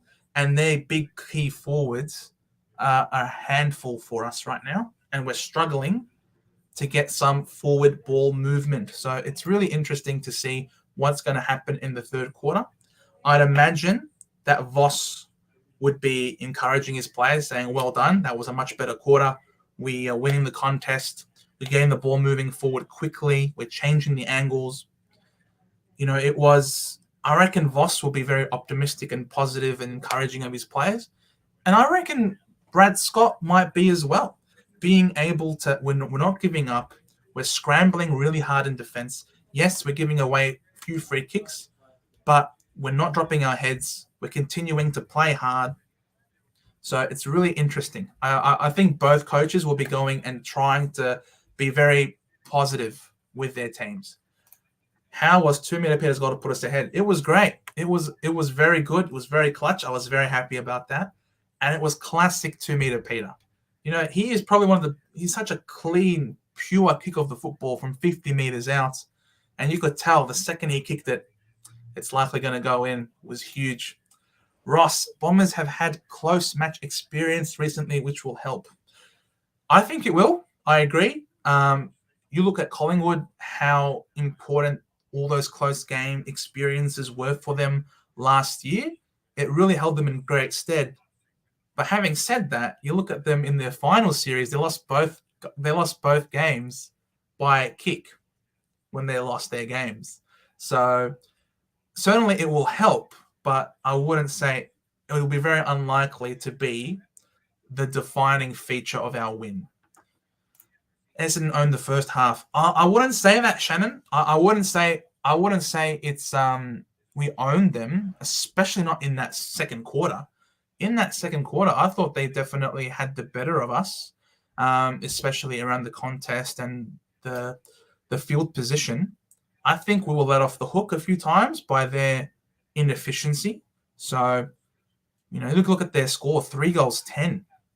You know what I mean? And it's not even just the shot accuracy. It's also their decision-making going forward. I reckon they've picked the wrong option a couple of times as well. So I wouldn't say we own their first half at all. I'd say I reckon it's been fairly even, I think. And I think both teams having fairly close scoring, I think goes to show that's fair. Martin's having a crack 100%. Nick Martin and Jack Martin. I reckon, Martin's, as you're saying, I think both Martins have been having very good games. Nick Martin has been huge for us. And I think he's the number 1 ranked winger in the competition. So he is doing absolutely sensationally for us. Not even just for us, but also compared to the whole league. Nick Martin has been vital. And for Carlton, Jack Martin has been really good. You can see he's working very hard. A lot of lead-ups, finding space, and he's had quite a few shot on goals himself. So both Martins have been very influential for their teams. And it was only when Nick Martin started to get his hands on the ball in the second half of that second quarter that we started to get a bit more ball movement going forward. So I wouldn't be surprised if in one of our games down the track, they might realize, geez, Nick Martin is the real barometer for this team. Put the clamps on him. You know what I mean? So it's a shame to me that Peter isn't Supercoach. Yeah, I agree, Mike. Pickett in custody on alleged Berg charges. What's Berg? Berg charges? Carlton could be 6 goals up if they kick straight. I agree. I don't think, as Shannon said, that we've owned the first half. I don't think that's the case at all. But I think some of the looks that Carlton have had were not the easiest. So I don't think they would have converted all of those shots that you're talking about. So I reckon they could be maybe 2-3 goals up. I think of the ones that they missed that were relatively straightforward, I think they could be 3 goals up. But yeah, that's the story of Carlton's year, and eventually it will turn around. The only concern that Essendon supporters have had is that turnaround will be tonight, and you never know. That turnaround could be this coming quarter. Such is, this goal accuracy. It's very finicky. And we're hanging around because of that. And good teams have to win the game off their own boot. Good teams can't be reliant on another team missing all the time. So we need to lift. If we are to win this game, we have to lift. We have to work harder to make sure that there's equal representation at ground level, because Carlton well and truly were on top. Oh, burglary. Pickett for alleged burglary charges. Oh, boy. Jeez. Rodney, Carlton are that bad. Maybe we may get away with the win. Look, Rodney, I wouldn't get our hopes up, mate. It's been a really close arm wrestle, and I think we're in this game for now because of their misses. They let us off the hook, especially in that first half of that second quarter. We may get away with it. We may. We have to make the most of our opportunities going forward. And you can see we've had our efficiency inside 50. We're at 50%. So from 20, we've had 20 inside 50s for 10 shots. They've had 29 inside 50s for 14 shots. We can't, they've got a +9 inside 50s on 50, +9 inside 50s on us. We can't be reliant on them missing their opportunities. We have to get more inside 50s. I'm going to sort of forego that we're going to lose the contested possessions, but we need us to sort of be able to play that rope-a-dope strategy ourselves. Who do you think is the best player so far this game? I'd say Chera. I reckon Chera has been the best player this game so far. He probably isn't. I haven't looked at the stats. All right, he's got 19 disposals. So he had the most disposal in the game, gone at 84%. So I'd say Chera so far has been the man of the match to halftime. Nick Martin has been huge for us. He's been our best player. But I think Chera has been Carlton's best player, and I think that he's been doing more. He didn't dip out of the game. Nick Martin sort of disappeared in the first half of that second quarter. He had no touches. Chera's been working away, chugging away from the first bounce till the last bounce so far in this first half. I think Chera's been huge. He's been working up and down the ground. He's helped out a lot in defense. It's not just him clogging up space. He's been going to the dangerous positions, winning the ball for his team, which has enabled them to kickstart a chain out of the back line. He's been involved in the midfield. He's also been involved kicking the ball inside 50. So I'd say Chera so far is the best player on the ground. Nick Martin second. Opinions on Archie Perkins. I think Archie Perkins has that X factor in him and that confidence to take on the play, that he could be that someone special for us in the future. We're sort of trying to develop him into a midfielder. And I don't think he has. I'm not sure how much mid-time he's played so far this quarter in this game. But I think he's been very solid for us. 12 disposals. He's been getting a few. I'm looking at his heat map now. He's been getting quite a few balls in the midfield as well as at half forward. 3 contested possessions, 83% disposal efficiency. He's someone I think who has improved his consistency. He hasn't been disappearing as much. I think he's had a fairly solid game without starring. Can only hope that in the second half he gets more of an opportunity to shine. I think Stringer has had more of an impact on this game than he has. So, yeah, hopefully he can lift for us because he is also really important for us in terms of winning the ball and getting it forward of center. So, yeah, it's been a very interesting game. I'll just plug in the big freeze yet again. The game is tomorrow. Should be a ripping match. I reckon Collingwood will win that game, but still, for a great cause. Neil Danaher, unfortunately, isn't speaking anymore, has to speak through a machine, but the message of trying to fight MND still is louder than ever. Please, if you haven't already, get yourselves a beanie, support the cause, and we're trying to fight MND. Let me know in the comments, guys, if you agree with me. Do you think 2K, do you reckon that I'm right about Chera? Who would you reckon would be the best player of the game so far?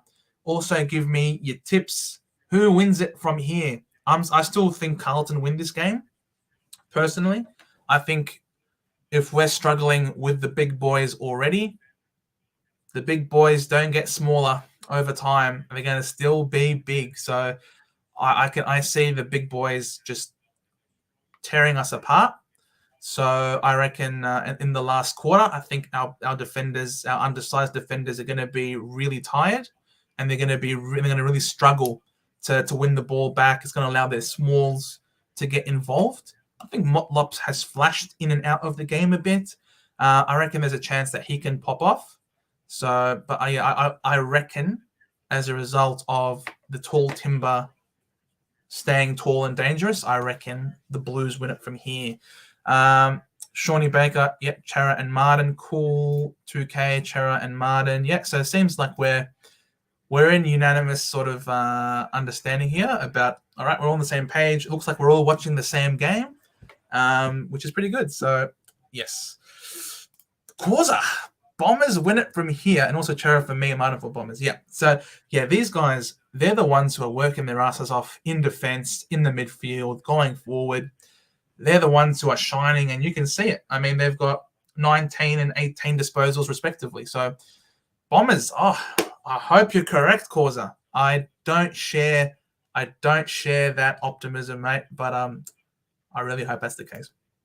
2K, I think the winner is going to be the Dons by under 2 goals. Going to be a good game, though. Mate, I don't care if we win by 1 point or 2 goals or 200 points. For me, a win is a win. But yet again, like I said to Causa, I don't share your optimism. I think Carlton have embraced the contest in that second quarter, and I think they've seen that it has led to something positive. It's led to them having more inside 50s, led to them having a better field positioning and having more opportunities to kick goals. So I think they're going to be up and about. So I reckon Carlton, they've got other gears to go to. They've had a taste of the contest. They've seen that it's successful. I reckon they will get up. But yeah, I really hope you're right though.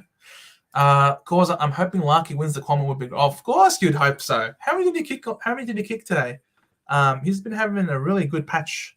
I've always said this, and you can ask Big J. I've told him that I reckon Suv Larky, Big Nick Larky, will win a Coleman one day. I reckon.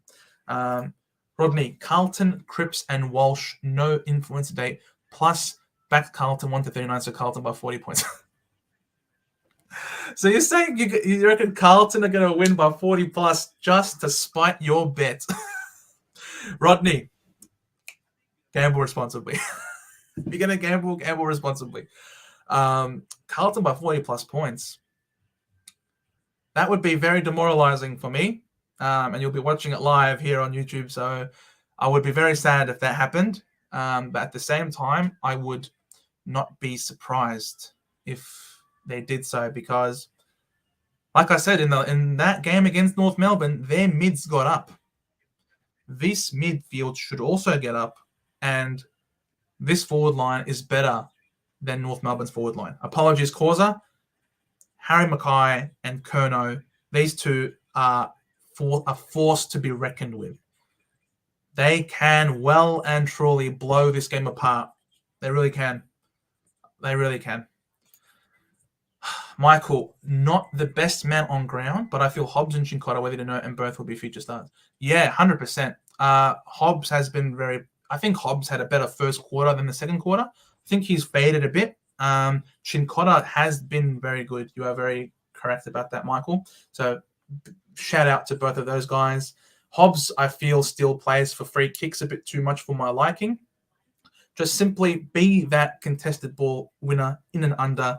There's no need to lower yourself and win free kicks. I understand it's beneficial to the team as a whole when you get high free kicks, but personally, I hate that behavior. I'm not a fan of flopping. I'm not a fan of deliberately trying to draw free kicks in. And I would be a massive hypocrite if I applauded my own teammate, my own team players for that. So I don't want him to have that be a hallmark of his game. You're a strong player. Just play for the ball, mate. All right? I don't want that creeping into your game more. True. I think that Carlton will come out of the break firing. Yeah, that's exactly right. I think they're going to, like I said, I think they copped the rocket from Voss at quarter time. Hey, we are losing the contest. We are losing contested possessions. So they got the rocket up them at quarter time. They lifted that quarter, and they've seen that it led to good things. So now that they've now got an appetite for it, they should now be up and about for it. And I reckon they know. They can see, they're giving away more free kicks to Harry. They're giving away more free kicks to Charlie. So they have upside. And I think, will tap into that. And they're going to have their backs to the wall, all of the media pressure, etc., their fan base being very mad at them. I can just totally feel that they're going to be like, F you, F the world, we got this, we're in this, we're going to the contest, we're back in this game, we should be in front, let's dominate. That's what I can see happening. Corey, Larky kicked 4 goals 2 today. He played well on Buckley today. Buckley is a good defender. So 4 goals 2 on Buckley is very impressive. So yeah, how many is that for the year now? Shawnee, you are absolutely correct. You are absolutely correct.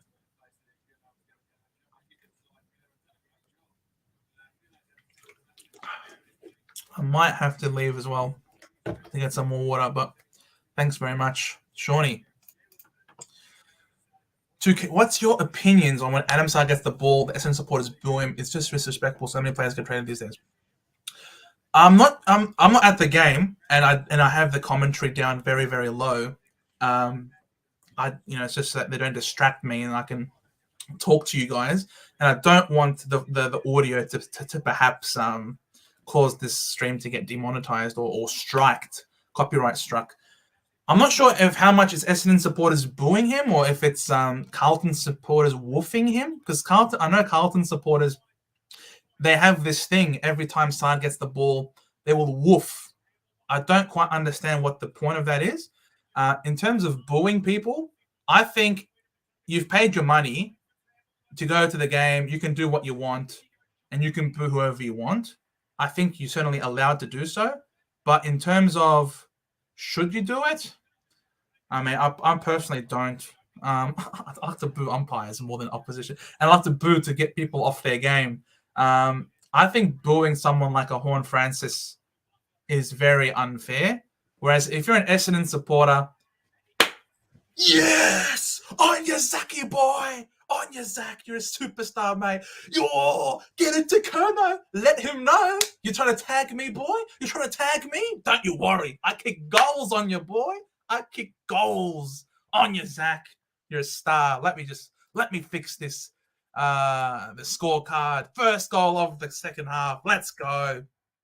You tell him, son. You tell him. Get in his grill.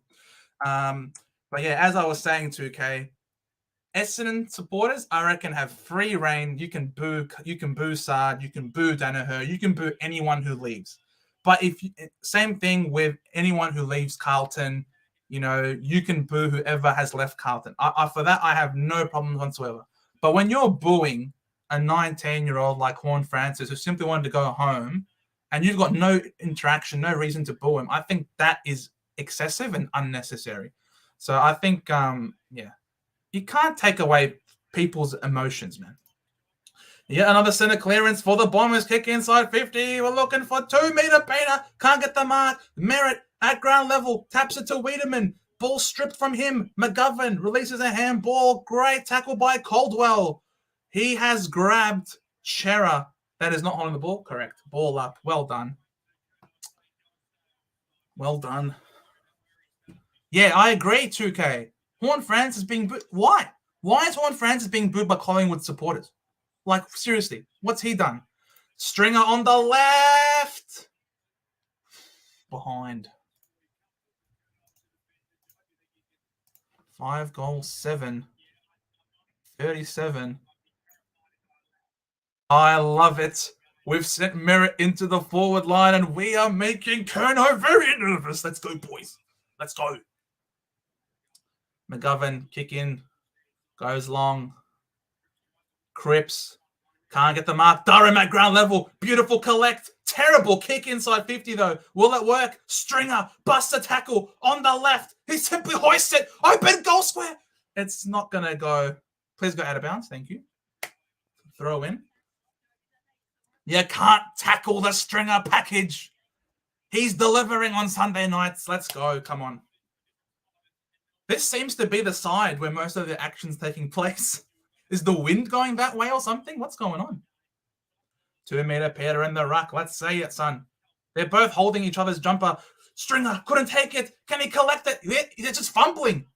No one can pick it up. Stringer picks it up to Jai. He tries to fend off Sard. Beautiful tackle. Releases a handball. Guelphy. Sandwich to Martin. Essendon free kick. Let's go. Holding on Guelphy. Come on. Come on, Matty. Ooh, boys. It's been all Essendon. It's only been 2 minutes, but it's been a very good 2 minutes. Come on. Kick it, Guelph.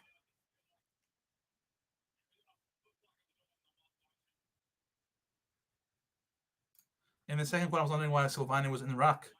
He was doing well in the ruck. He wasn't being beaten, 2K. He did pretty decently. Come on, Matty Guelphy. The Prince of Perth. Kick it, son.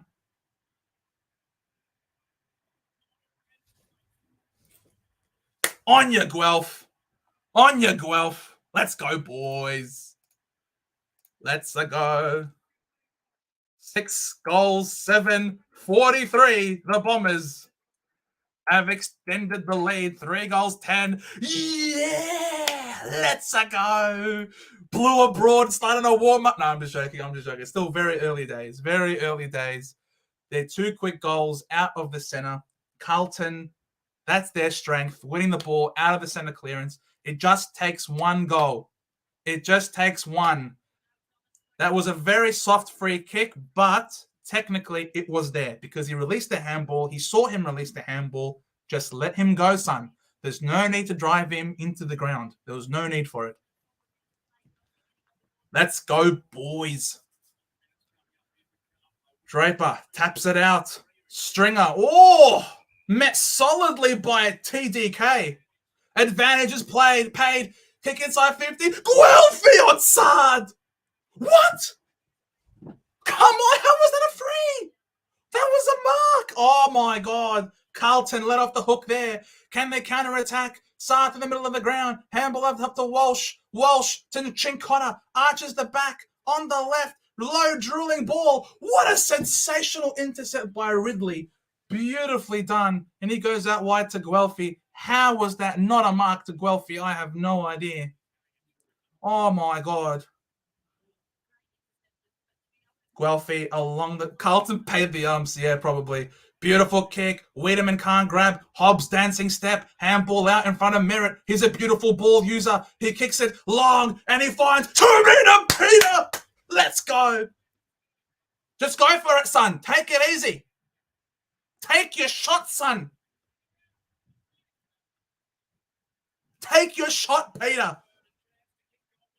Come on, 2-meter, please. On the left. Does he have a left foot?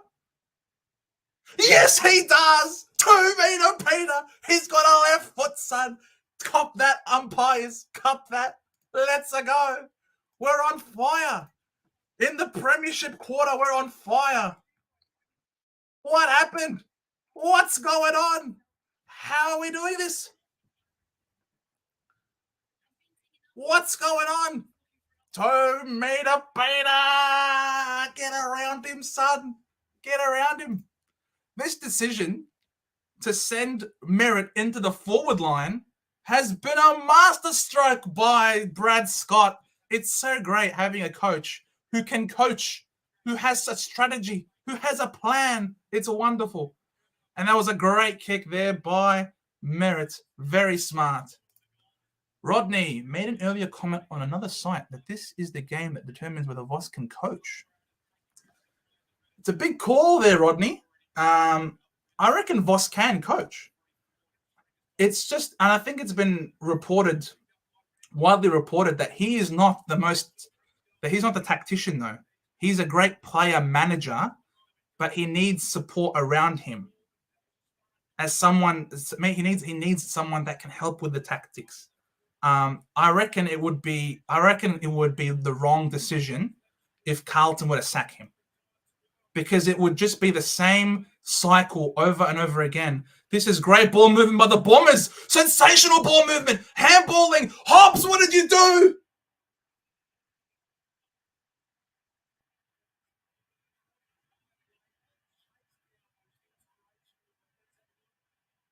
Once again, what was that?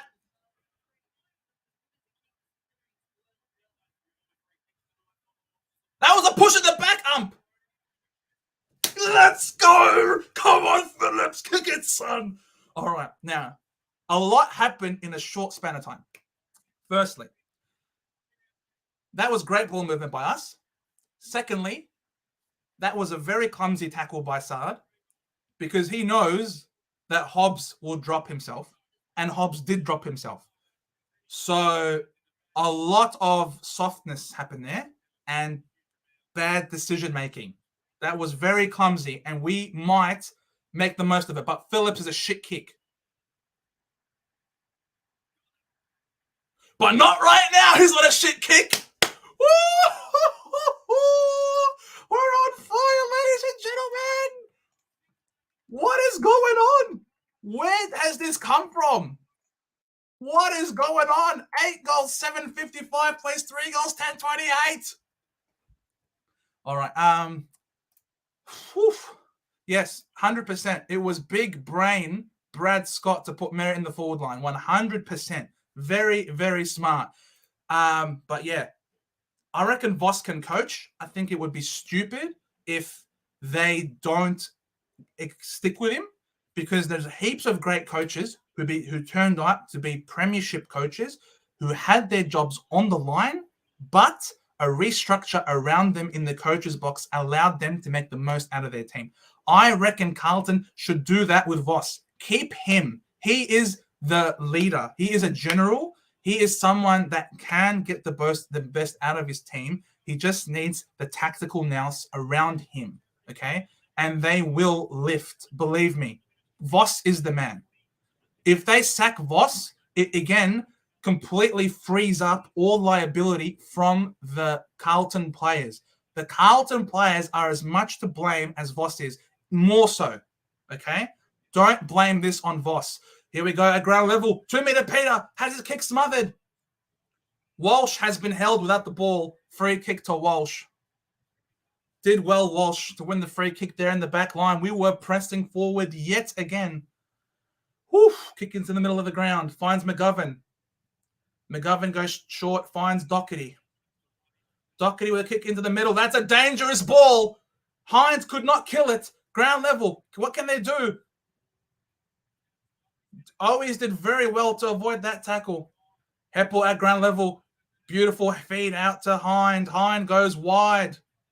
Here we go again. We've got some space. Do we take it? Do we use it? No, we don't. Oh, that was not a good kick. He's put Snelling under the pump. Back to Menzies. Handball out wider to McGrath. Takes a bounce. Kicks it long. That's a very inboard kick. Very ill-directed. McGovern tackled immediately by Langford. And that is a good result for the Bombers.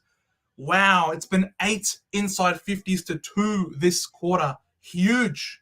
What a turnaround by the Bombers. Hobbs hacks it inside forward 50. Yet again, another terrible bounce for us. Have we had a single good bounce? Doherty feeds out to Walsh. Walsh tackled immediately by Merritt. He's been crunched. Walsh gets back up immediately. Tackled by Langford. Probably a free kick for holding. Yes, it is. They are under the pump. Walsh has to move the ball. He had Akers free. Doesn't use him. He goes short to Doherty. Back to Walsh. Here we go. Some run and gun off halfback. Kicks it wide. Beautiful find. Finds Tom DeConning in space.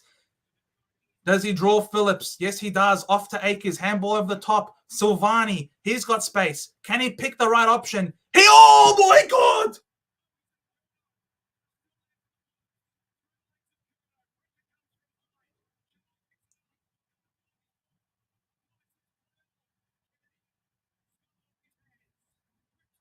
They both left the ball for each other. They both left the ball for each other. Wow. The big key forward, Kerno, left the ball for a small. And the small left it for him. And now they've given away a 50. Merritt, long to Peter! Peter! Let's go! Oh my God. This is party time. What's going on? What's happened to Carlton? Carlton look tired. Bro, they look frazzled, not tired. They look like a shell of themselves. What happened to them last quarter? What happened to the Carlton of 10 minutes ago? We are on fire. Yeah, can we kick this goal 2 meter? 2 meter focus. Say the no. You never sing the song too early. You never sing the song too early. Another goal. 2 meter Peter up to 4.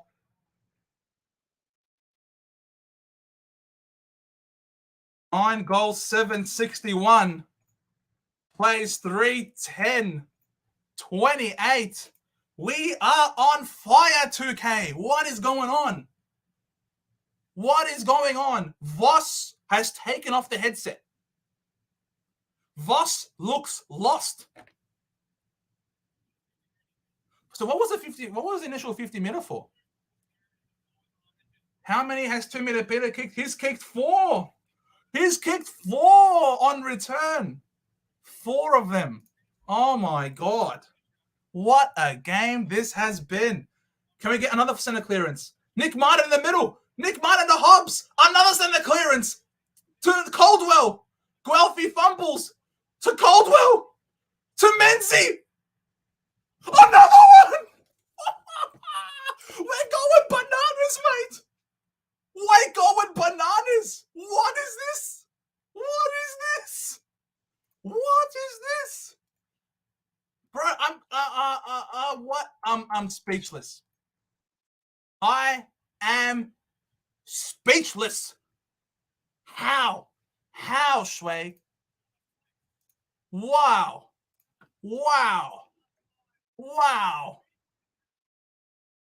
Boss, get ready for a loss. I think he's lost already. He is lost. He doesn't know what to do. I don't even know what's going on. Just eviscerated out of the middle. Handball, fumble, and yet we're still able to handball, and goal. Wow. This is good footy. 2-meter Peter is our missing link in the chain, and Martin in the middle. Merritt can be Mr. Fixer. Absolutely. Another centre clearance.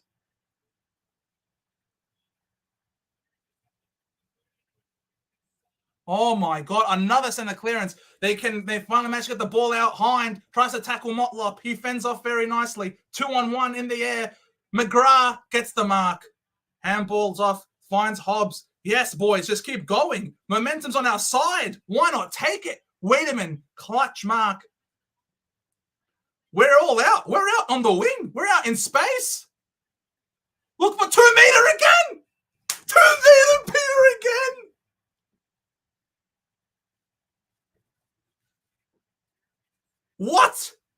What? What is this? Who are they and what have they done to the Essendon of last week? Seriously. It was a 2-on-1 and the kick perfectly suited him and he took it. But as you're saying, Michael, this is ridiculous. Look at who our midfield is. It's not Merritt in there. Oh, that was a heat check. Nothing. Oh boy, that was a heat check. But you look at that midfield. Who's in our midfield? Who's winning the clearances? It's not Merritt. It's not Shield. It's not Parrish or Setterfield. It's none of them. We've sent Merritt forward. It's Nick Martin. It's Jai Caldwell, Stringer, Hobbs. It's an entirely different midfield mix. Wow. On your Drapes. Caldwell tackled by Cripps. Draper feeds the handball out to Durham. Through the middle of the ground yet again. This is corridor champagne football. Can Durham pick the ball up? No, he can't. In comes Silvani. Nick Martin taps the ball, but there's no one there. This could be a counter-attack. Chincotta picks the ball up. Handball over the top to Doherty. Goes out wide to Akers. He finds DeConning on the wing. This could be the chance. But they don't go. What a game for 2-meter Peter. I know, he is on fire. If he only converted that would have been huge. Jai Caldwell is a great young player. I was so excited when we recruited Caldwell because you asked Phil Davis, the captain of the GWS at the time. They asked him, if you had one player to pick to give a 10-year contract to, who would it be? And he said, without a heartbeat, Jai Caldwell. And we're seeing why. Well done, Heppel. Great spoil. Great spoil by Heppel. Wow, what a game. Gee, when was the last time the ball was in Carlton's forward 50? Holy shit. Excuse my French. 14-4 inside 50s this quarter. Nick Martin picks it up at ground level, gets a hat kick away. Kerno with the mark. You got to settle, son. If you're Carlton, you got to settle. You have to convert this. Oh, my Lord. Oh, my Lord. What a match this has been. What a quarter this has been. He's missed his shots. He's got to go. He has to convert this. He's a good kick, Charlie, normally. He got it. He's got it. Split the middle. Does King Charles. That was a very much needed goal for the Blues. Margin is back to 33 points. Essendon can lock in finals this season. Hopefully we can win one. Look, I don't have enough faith in us, Michael, to lock in anything. I have been burnt many, many years as an Essendon supporter. I can't lock in anything. It's always 1 week at a time. And it's still 1 quarter at a time. Because where was this in the first half? Who knows if this is actually going to be able to be continued and carried forward? I don't have that faith yet in this team. Still a young, inexperienced team. Has the Blues scored yet this quarter? I don't think they have. Now they have. Now they have.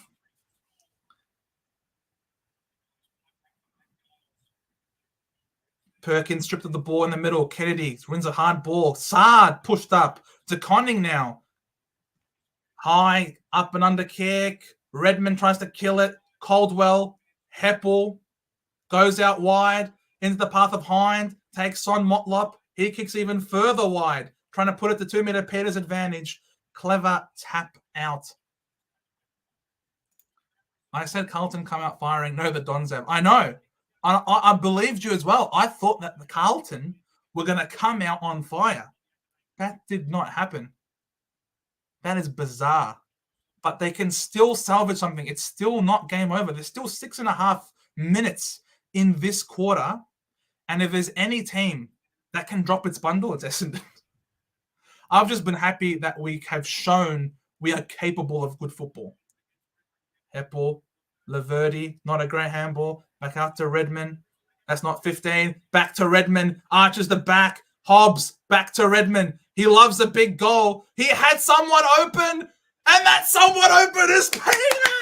2 meter Peter. Wow. Our ability to cut into the corridor and rocket through the corridor into our forward 50 has been unbelievable today. This quarter, we have just been a missile through a freaking, oh my God. This is scintillating to watch. Carlton, what are you guys doing? Ooh, boy, please, 2 meter. Please, Peter. Come on, Pete. 5 goals on return.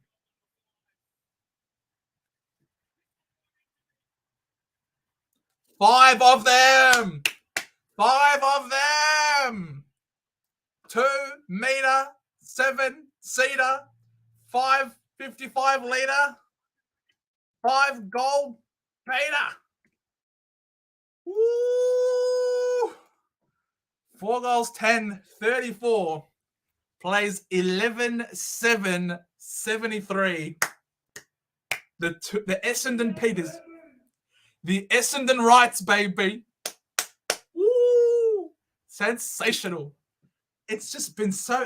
Our ability to attack through the corridor is something Carlton have to address ASAP. ASAP. Blues are definitely back.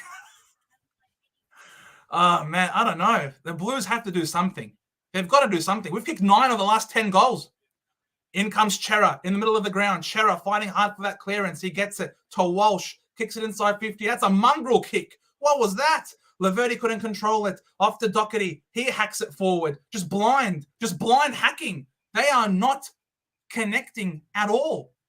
It's just blind hacks.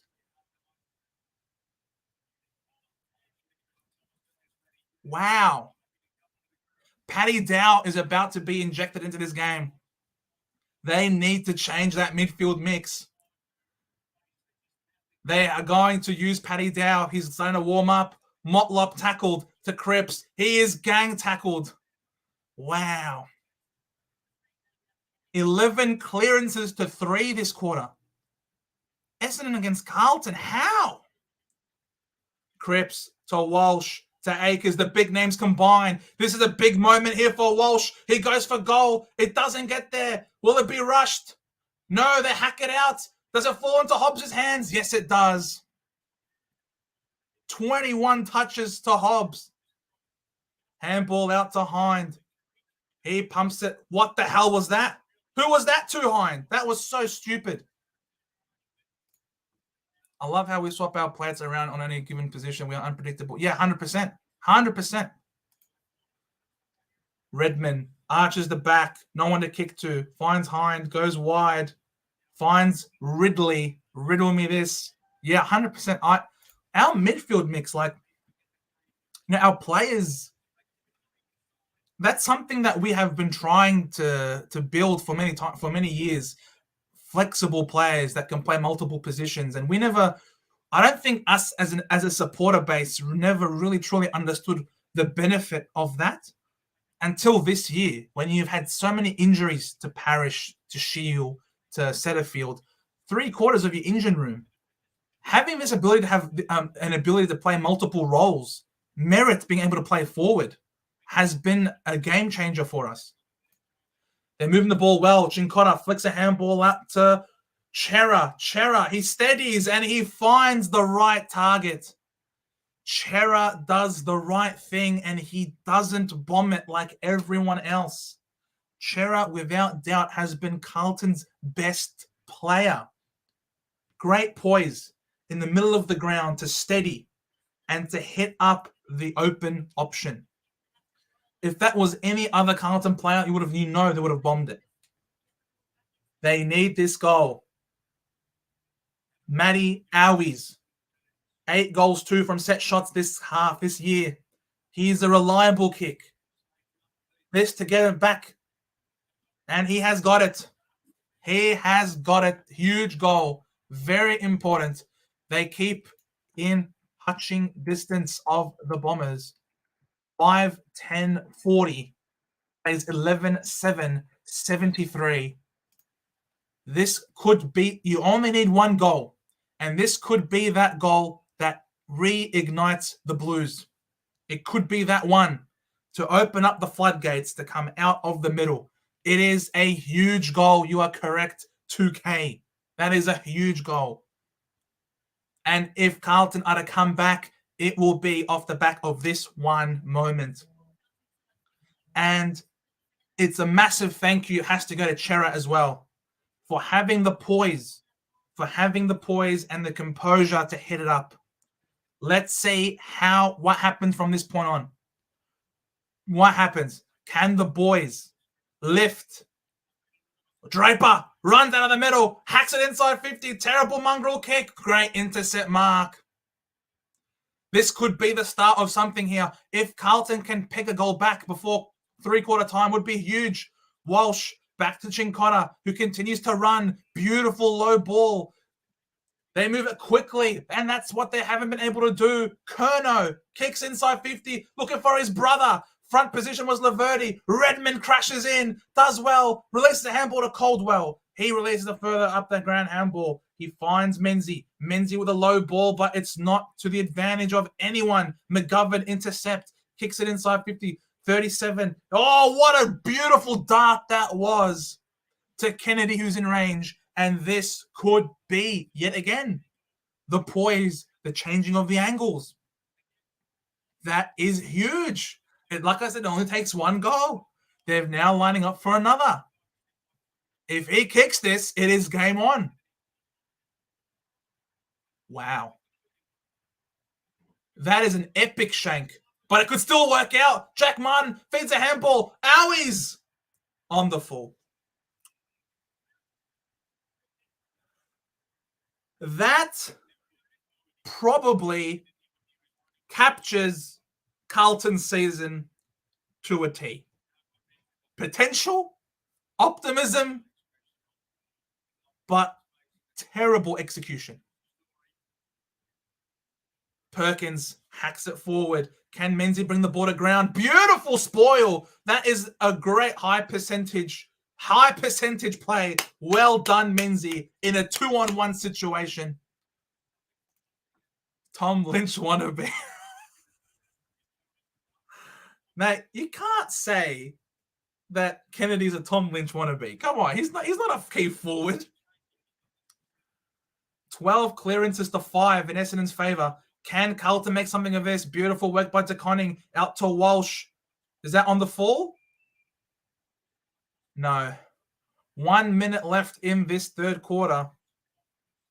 If we can get another goal here, would be huge. 1 minute. 18 scoring shots to 15. We have turned this game around. Draper with a tap down. Kennedy trying to force his way in. Guelphy at the bottom. Tackled. I love to see so many M&D beanies out there. Perkins does well. Swinging handball out wide. That's a high fend off by Kennedy, surely. It's a high fend on Nick Martin, who is not happy at all. He deserves that free kick. Unbelievable. Dan! Massive love to you, Dan. How you doing, cuz? Bombers looking hot, mate. We're looking smoking, bro. We're looking smoking. It's amazing. Kick into the back pocket. Not the right position you want to be in. 24 seconds. I know we're trying to milk it. Can 2 meter pin, another stringer.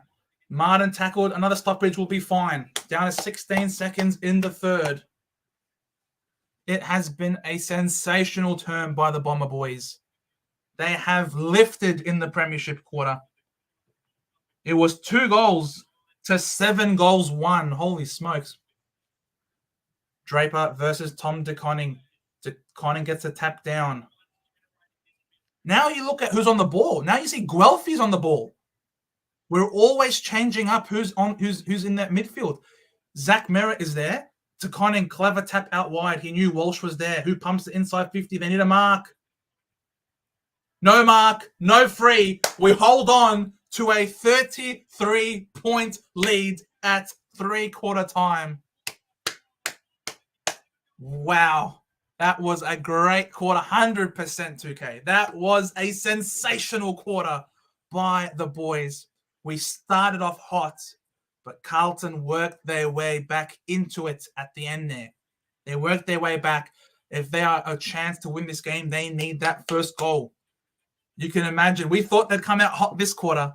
Man, if they don't come out hot next quarter, it will be very dangerous. Oh, mate, love you more. Love you more, Dan. It has been sensational. Where has this game been won? The game's been won because for some reason, Carlton's ability to make sure I do tomorrow's game, mate. I'll look into it. Hopefully, my voice is fine, but I'll be with you tomorrow, so I don't think that will be able to work. But how did that quarter play out? That quarter played out because Carlton, for some reason, were unable to defend that corridor. They seemed to think that because they had worked hard enough to defend the corridor early and we were content to have long bombs down the line, that we weren't going to be aggressive through the middle of the ground. Most of our goals came from clear transition through the middle of the ground. If it wasn't from a center bounce, it was from transition through the corridor. Some give and goes, a lot of forward handballs. The type of play that we saw a lot of under Ben Rutten, that sort of disappeared. We're playing a lot more kick mark under our new coach, Brad Scott. There was a lot more kick mark. But you see in this third quarter, we changed it up. Maybe we took a leaf out of Hawthorn's book against Brisbane and flipped the script, tried a bit more aggressive with the handball game, attack through the middle of the ground, transition from Redmond. As you say, Michael, we saw a lot more from Redmond that quarter. He started to push up, started to run more off half back. And that's something that Carlton haven't been able to do consistently enough. They put the ball into Akers' hands, into Walsh's hands, into Chera's hands. But they're not Saad as well. But they're not using Saad's run. They give the ball to Saad, and Saad is resorting to these long bombs, these long kicks that they obviously are not really being beneficial or being put to use by his team. They're not running off half-back. When Carlton got the leg up, you saw there was a lot more run from half-back from the likes of Doherty. So they're not from the likes of Chera, from the likes of Akers, but they didn't get that in that third quarter. Through the defense, it's what enables you to start your offense. And their defense was really poor. And we were able to get a lot of just quick goals, not even repeat 50s. It was just straight in goal. It was unbelievable to watch. It was champagne football. And 7 goals to 1. That was our highest scoring quarter of the season. You know what I mean? So that was absolutely sensational by us. But like I said, Carlton stabilized. Yeah, correct. We capitalized on that not so good defense. Carlton went to sleep in that quarter defensively. We thought that they would come out on fire because they saw themselves winning the contest. They saw themselves having forward position as a result of winning those contests and getting the clearances out. They must have thought, let's double down on that. Let's keep doing that. And the game will sort of open up. But what's happened is that by doing so, it's almost like they were sort of caught out and we were able to spread away from stoppages in the middle of the ground. And it was sensational for us to watch. It really was as non-Carlton fans. If you're a Carlton fan, I'd imagine you were losing your mind, especially when Owies and Curnow left the ball for each other. That is unforgivable. Unforgivable. David, how's it going, Dave? Carlton in their premiership window is 2 points ahead of a rebuilding Hawks. Man, that they are, without a doubt, the biggest disappointment of the season. Regardless of what anyone says, they are the biggest disappointment of the season. When you look at that midfield mix, how are they getting pantsed by this Essendon team?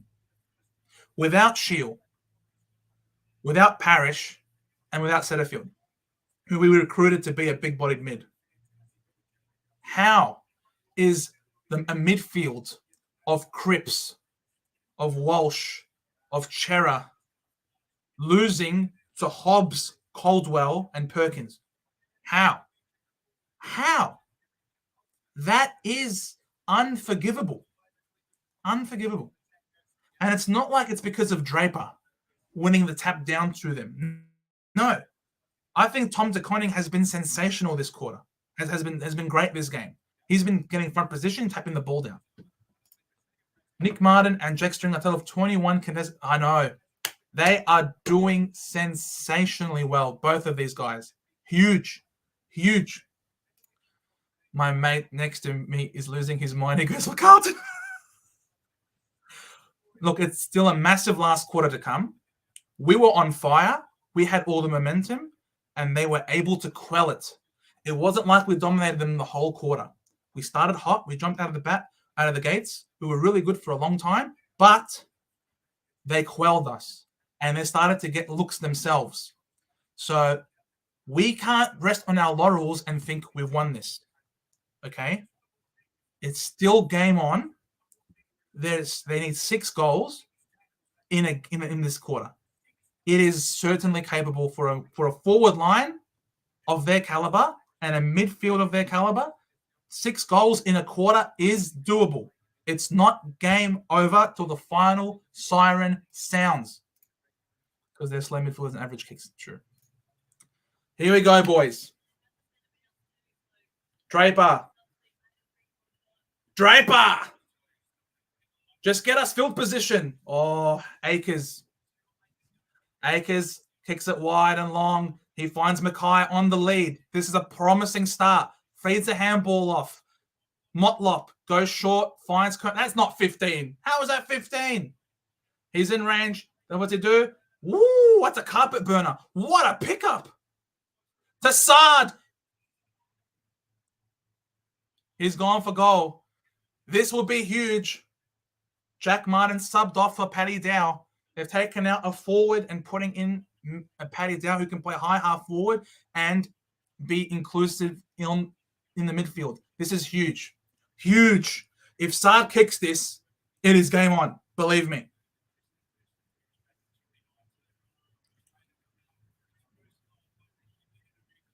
He hoofs it. Oh, mark to Tom De Koning. It's a mark. Huge mark to Tom De Koning. No, it's not. It's a free kick to Draper.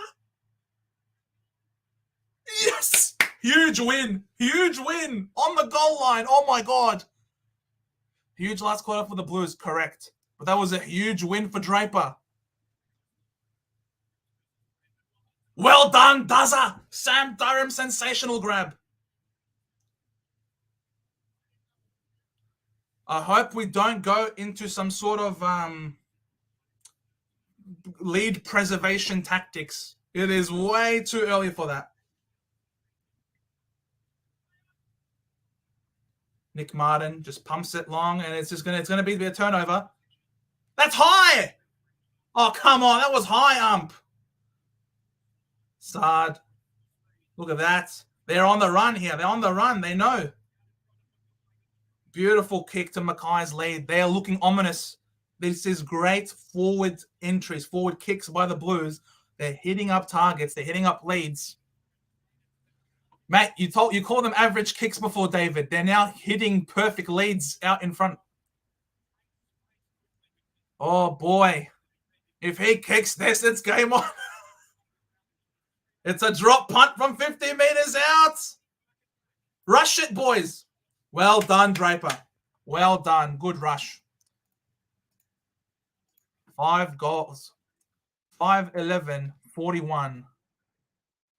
Plays 11-7, 73. They have had a good start. So this quarter, the Blues kick it long. What are you doing, McGrath? Oh, my God, McGrath. What are you doing?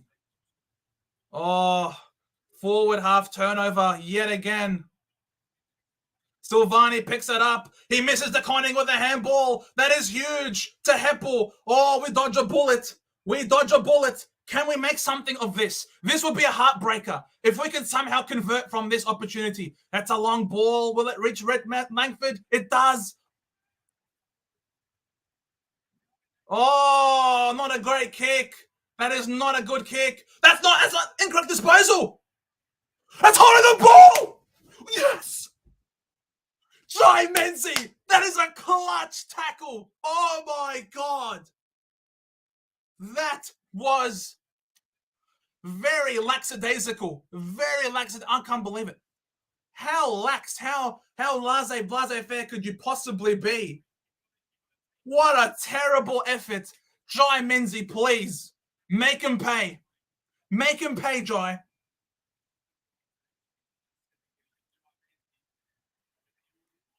Get gyrated. Get gyrated on, boys. Let's go. Let's go. Gyrated. That's a goal. That is a heartbreaking goal. Oh, my God. That is a heartbreaker. That is an arrow. Next goal is critical, Michael. Guess what? We got it. That is an arrow straight into the heart of the Blues. Oh, what a sensational, sensational effort. A goal from nothing. A goal from absolutely nothing. They blew a massive, massive opportunity in their forward line. And we had a 3-on-1 and somehow got the holding the ball free kick. That is unforgivable by the Blues. They switched off. They switched off. And it wasn't even a great kick by Langford, but it somehow worked. Look at this backline. Menzie was the only one in the entire forward 50. Can they win this clearance? They get the clearance out off the back half of the... Well, it's a push in the back. That's a push in the back, McGrath, and you know it. Shut up. Don't give us that face. You know there was a push in the back. Silvani kicks it inside 50. Too wide. Too wide. We were all over it. Come on, boys. Keep it up. Forward stoppage for the Blues. About 40 meters out from their goal. It's a throw in. Draper versus DeConning. DeConning with the tap. Silvani takes it out. Releases a handball out into space. Looking for Cripps. He feeds it over up to Kennedy. He throws it on the boot. And he misses the lot. That, once again, just blowing opportunities. Oh, wow. That was a big opportunity gone begging for the Blues. Long kick behind. Looking for Peter. Great spoil by DeConning. Man, DeConning has been huge for Carlton today. I don't think DeConning has done a single bad thing. He has been very, very respectable in the ruck. So he's been great. He's been great, actually. Let me see if I can pull up the stats. That was Draper, but it's down to Dow. Pumps it inside 50. BZT couldn't get it. It's in the goal square. Well done, Redmond. Well done, Redmond, with the rush behind. Let's fix that. So 5 goals, 12, 42. There's 12 goals, 7, 79. BZT in the back line. So yeah, DeConning's had 18 hitouts, which is more than Phillips's 14 and Draper's 13. So he's been sensational, DeConning, for them this game. Taking marks around the groundwork. Kennedy's been really good. Curnow is holding the ball. That's holding the ball. Great tackling, boys. I know there was a lot of Carlton supporters who are not happy. Terrible kick. He's put Enzi under the pump. Oh, well done. Zach Merritt gets a hand in there. Very crucial. Wiedemann with the pickup. He misses. McGrath with the handball. Finds Menzies in the back line. That's a high up and under kick. No one can mark it. Caldwell very nearly. Kemp, 37. A great handball out to Chera, who's been fairly quiet in that third quarter. Pumps it inside 50. 2-on-1. Laverde steps back. Couldn't take the mark. Kennedy at ground level. Spins. What a great pass. Sensational pass by Kennedy. He finds Ed Curnow, who runs off the mark. He knows there's not much time left. Laverde has to get off now because of the blood rule. In his milestone game, he is bleeding for us. A warrior. Draper's been subbed out. Who would have thought? Big Sammy Draper has been subbed out. Massimo D'Ambrosio has been put into the game. The super sub. He's been good for us. In comes Ed Curnow. Please miss this, Ed. Please miss this, Ed.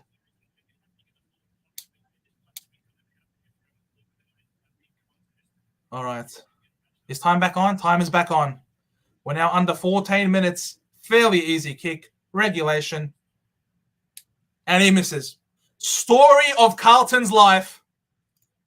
The story of Carlton's life. 5 goals, 13-43. Plays 12-7-79. We've got a game on our hands, fellas. Please, boys. Another goal just to break the heart. Oh, BZT with a terrible kick out wide. Come on, boys. Another one. Another one, please. You're making me... Another one. Can't believe Draper's been subbed out. He can't believe it either. He's shaking his head. He's shaking his head. Perkins. Chera. Kick inside 50 for the Blues. Oh, well done by Mason Redmond. He spoils it. Taps it out in front. It's a foot race. Akers kicks it out in front. Very clever. And runs out of tarmac. Oh, on the fall. That is rough. Things are starting to go Carlton's way. I'm worried that taking out Draper is going to allow them to get dominance in the clearances.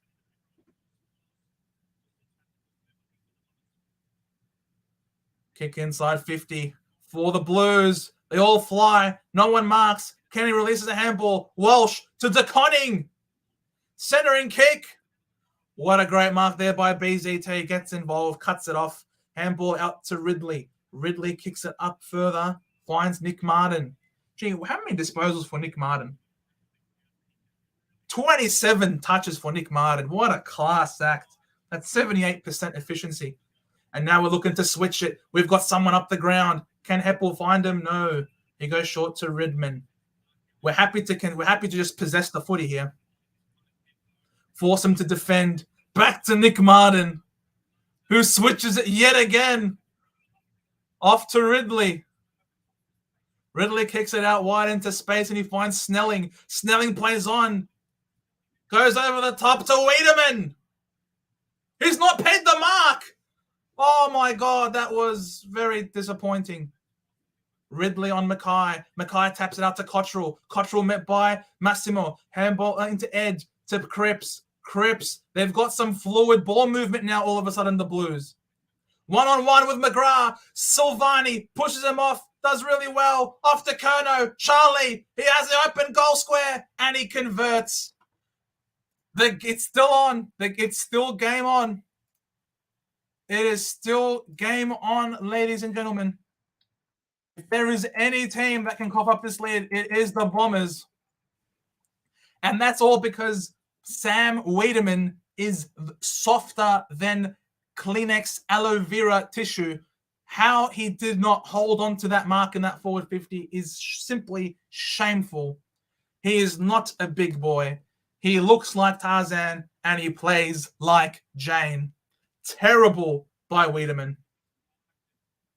He dropped a sitter.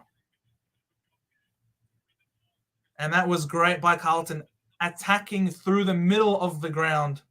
And that was terrifically done by Silvani in a 1v1 to set it up. And now there's no more Draper. And now there's no more Draper in the middle. So Carlton get the center clearance again. Ground ball gets. And it's a behind. It's a handy point here for Motlop because now they need less than 5 goals. Oh, come on. That was clearly a behind.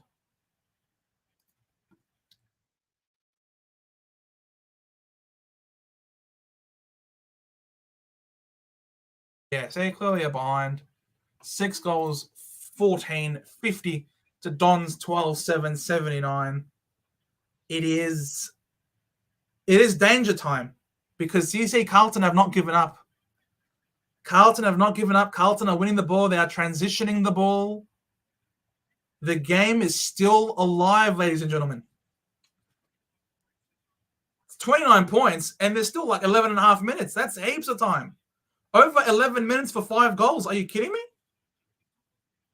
Can Phillips take the mark? No, he can't. DeConning releases the handball out to Walsh. Walsh tackled by Merritt. Yeah, they still flick the handball around. Chincotta with a kick inside 50. Will Mackay get it? He does! But it was a push in the back. Good call, umpire. BZT. Oh, man. It's still nervous times.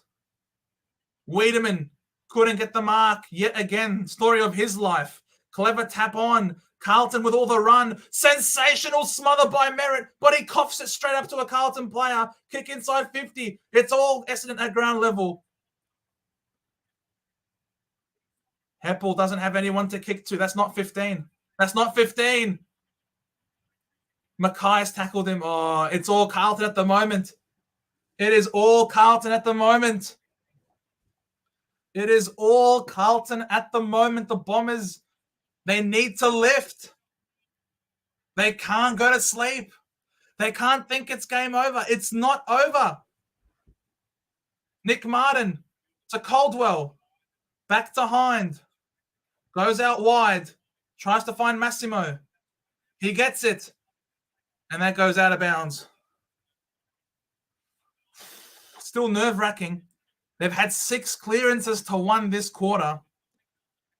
And is it a surprise that it comes off the back of Draper being now subbed out? Is it a surprise? That was a very questionable decision. Very questionable decision by Scott. It's all Carlton. They are owning field position and they are having another shot on goal. This is not looking good. This is not looking good for Essendon. For Carlton, it is good. They are fighting. They are maintaining the fight. They're maintaining the effort. They have dominated forward position. It must be this side. It must be this side. Always. Lines it up in front of goal, and he shanks it. But it still stays in play. It wasn't rushed. Dow gets the flicks a handball out to McGrath. Turnover to Redmond. Is that 50? He pushed him over. That was so stupid. Yet again, Carlton get in their own way. Once again, Carlton ruined themselves. But it's not over yet. They blew a massive opportunity there. Merritt with the ball. He's directing his teammates to go up, spread. Give me something. Essendon are in lead conservation mode, which it's still too early in my opinion. It's still too early. You have to keep going for goal. That's too high. Cottrell, can he force a turnover? Chincotta attacks the ball. They cause a turnover. Oh, great pickup by Durham. Are we forced to play fast? Can this open something? Stringer is open. The package is open.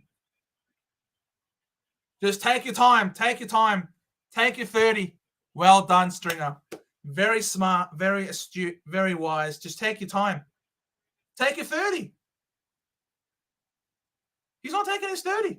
He's passing it off. He's passing it off to Wiedemann. He caught them sleeping. Uncontested. 15 meters out. That is unforgivable by the Blues. But you know what it also is? It is the sign that this is a new Jake Stringer. Under Brad Scott, Jake Stringer is playing selfless team football. Since when would he have passed up that shot on goal? Please, Wiedemann, reward him for his selflessness. Wow. He has shanked it badly. That is embarrassing. That is embarrassing. 12 goals, 8. How do you miss that shot, Wiedemann? He's opened up the door for the Blues.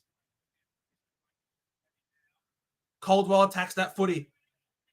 Wins the free kick. Well done, Caldwell. Puts his body on the line. He plays on, lowers the eyes. Oh, what an interception. Well done, Kennedy. He had his eyes peeled open. Ridley did well to tackle.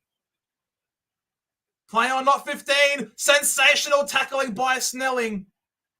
Holding the ball is the call. The smalls for Essendon have worked high up the ground to tackle very well this game. But it doesn't seem like we've got another goal in us at this rate. We are looking to hold it up, and that's a turnover. Carlton have to go, and go they do. They release the handball. Long kick down the corridor, over the head of Mackay. It's a foot race. He taps it out in front of himself. He runs onto it. Well done, Heppel. Gets a hand in there. Silvani into the woodwork. Oh. Wow. 6 goals, 15. Oh, they dropped the mark. Heppel drops the mark. That's in the back, surely, ump. Well done, Silvani. He just fights hard. He gives it all, 100%. Silvani has been huge this game. Always at ground level. Couldn't do anything with it. Snelling taps it to Hind. Hind to Perkins. To Heppel. Look away handball was cute. Finds Caldwell.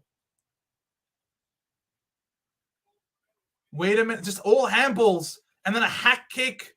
Yet again, Carlton, they have set that wall up really well. They force a turnover. Wow, terrible bounce for Guelphy. He manages to control it. Gathers. Goes out wide. This has been sensational. Great steadying. Great steadying by the Blues. Great defense. That's holding.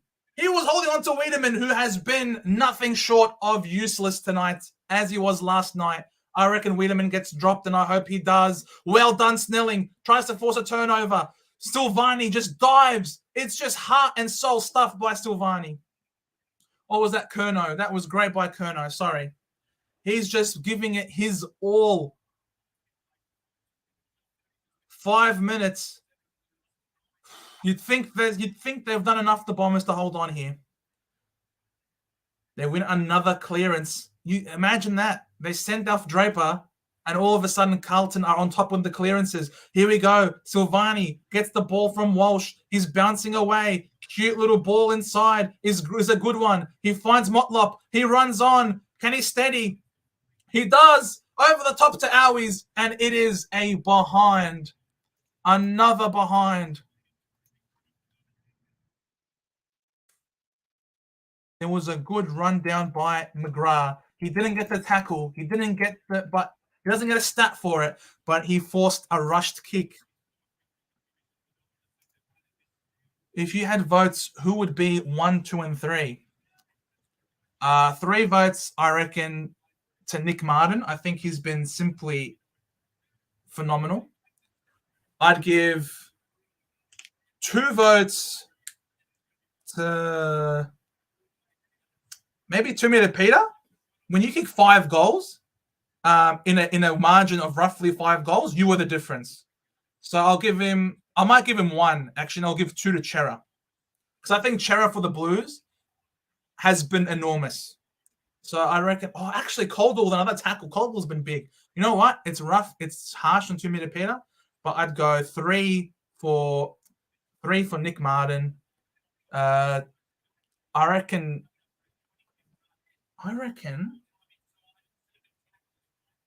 Caldwell might have just pipped Chera, actually. If he kicks this goal, I'm giving 2 votes to Caldwell.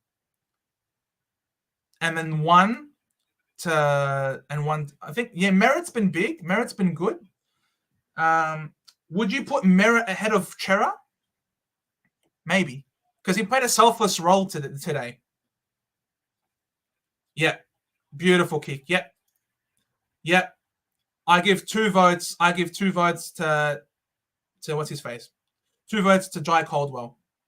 I wouldn't say Merritt's been better than Jai Caldwell. I don't think Merritt's been better than Chera. I think Chera has been the clear standout player for Carlton. So I'd go 3 to Nick Martin, 2 to Jai Caldwell, and 1 to Chera in this game so far. Let me just update the scoreboard. Wow, what a game. What a match. I didn't dare to dream today. I did not dare to dream. But I dare to dream now. Wow. With all of our outs, who are Carlton missing? Who's missing for Carlton? Is this a full-strength Carlton team? Please let me know. I can't think of anyone off the top of my head who Carlton should have in their side that is best 22. I can't believe it. That was a throw. Chincotta in the midfield now. Guelphy did well. Cuts it off to Draper. Holding Essendon. Love to see it. But is this not a full-strength Carlton side?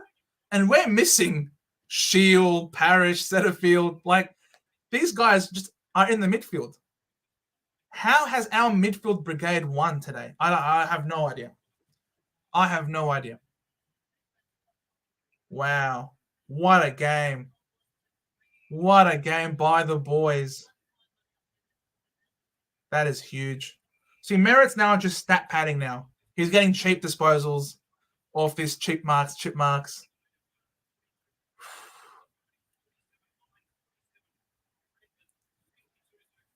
Another turnover. McGovern, he hasn't done that enough, and that was a really dinky pass. Akers, kick it high and long. Gee, terrible camera angle, but BZT, great intercept mark. He was under the pump early, BZT. He gave away quite a few free kicks. He was being exploited, but he's done well. Hasn't dropped his head. Phillips, good mark. Lachlan, how's it going? Carlton says, yeah. Yep. This essentially kills Carlton's season. Because Carlton, you look at the ladder, I mean, they needed this win so bad, Carlton. They needed this win, like, more than we did. Oof. So, yeah, Carlton season's dead. Which is crazy to think that after all their trades and their acquisitions, right, I think off the top of my head, the only one they're missing is Williams. I think he's the only one they're missing, right, to the ACL. Other than that, they've got a full list. And for them to have their season over in round 13 is unbelievable, is unfathomable. Jeez, there's got to be a lot of off-season changes, off-field moves to come at Carlton. Holy moly. Blue Abroad is going to be crazy tonight. Blue Abroad is going to be crazy tonight. Oh, boy. Oh, wow. Yeah, they can't sack Vossi. I don't think they should, because it would just be replaying the same nightmare over and over again. What do they do with Brendan Bolton? Right? They had Brendan Bolton, caretaker coach, comes in, they play freely to see how they play. Show us what we've got. They play great freely. Second year they come around, try to implement Brendan Bolton's game plan. It fails. They sack Brendan Bolton. Yeah! Let's go, boys! What a win! What a win! Well done. Yes, sir. Yes, sir. Chip flag. Our boys who play this grand old game are always striving for glory and fame. See the Bombers fly up, up. The other teams, they don't fear. They'll try their best, but they can't get near as the Bombers fly up. Beautiful. Beautiful feeling, the wins. But, yeah, Brendan Bolton. Look at Brendan Bolton. He was their coach. Show us what we've got. Play with freedom. They look good. They sign him on. Second year, tries to implement a game plan. They suck. What do? They sack the coach. Who comes in next? The Teague train. Teague comes in. Let's play with freedom. Caretaker coach. They look good. They make him coach. Second year. Let's see. A game plan. They suck. They can't implement the game plan. They sack him. We now come to Voss. First year last year. Playing with freedom. Chaotic football. They look good. Come this year, try to implement a game plan, they suck. You can't keep doing the same cycle over and over again. They have to back in their decision. Oh, man. Yes, 2K. Yes, 2K. Sensational. Lachlan could either win. Carlton could either win or lose next week. They take on Gold Coast to 11th and could maybe make finals. They have to win every game from here on out, Lockie. They have to win every single game, basically, from here on out to make finals. They can't afford to drop a single one, basically. Wow. Sensational. Sensational. Great feelings. Absolutely, Aaron. That was a nice win, man. That third quarter was champagne football. I could not believe what I saw. That was great. Attacking through the corridor. Oh, man, sensational win. And we look at our position on the ladder. We reclaim our position. 6th on the ladder. Up the Dons. Woo, let's go. Let's present this. Let's present this ladder in all its glory. Here we go, baby. The Bombers. 13 games played. 8 wins, 5 losses heading into the byes. Great performance. And you look at who those 5 losses were to. Collingwood, Port, Brisbane, St Kilda. That's 4 of them. And Geelong, the reigning premiers. So it's not like we've lost to shitters. We've lost to gun teams as our 5 losses. I am very, very proud of our season thus far, and I'm looking forward to doing our team review, our mid-season team review. This has been great, man. Oh, I love it. So let's scroll down. Carlton, bottom 4. Who would have predicted Carlton bottom 4 with a draw? They are a draw ahead of Hawthorn. A draw ahead of the Hawks. I know who I would rather be out of these 2 teams right now. I would much rather be Hawthorn than Carlton. I'd rather be North than Carlton at this rate. West Coast are just, they're not even an AFL team at this point. But I'd rather be North or Hawthorn ahead of Carlton, which is saying something. That is shocking. Absolutely shocking.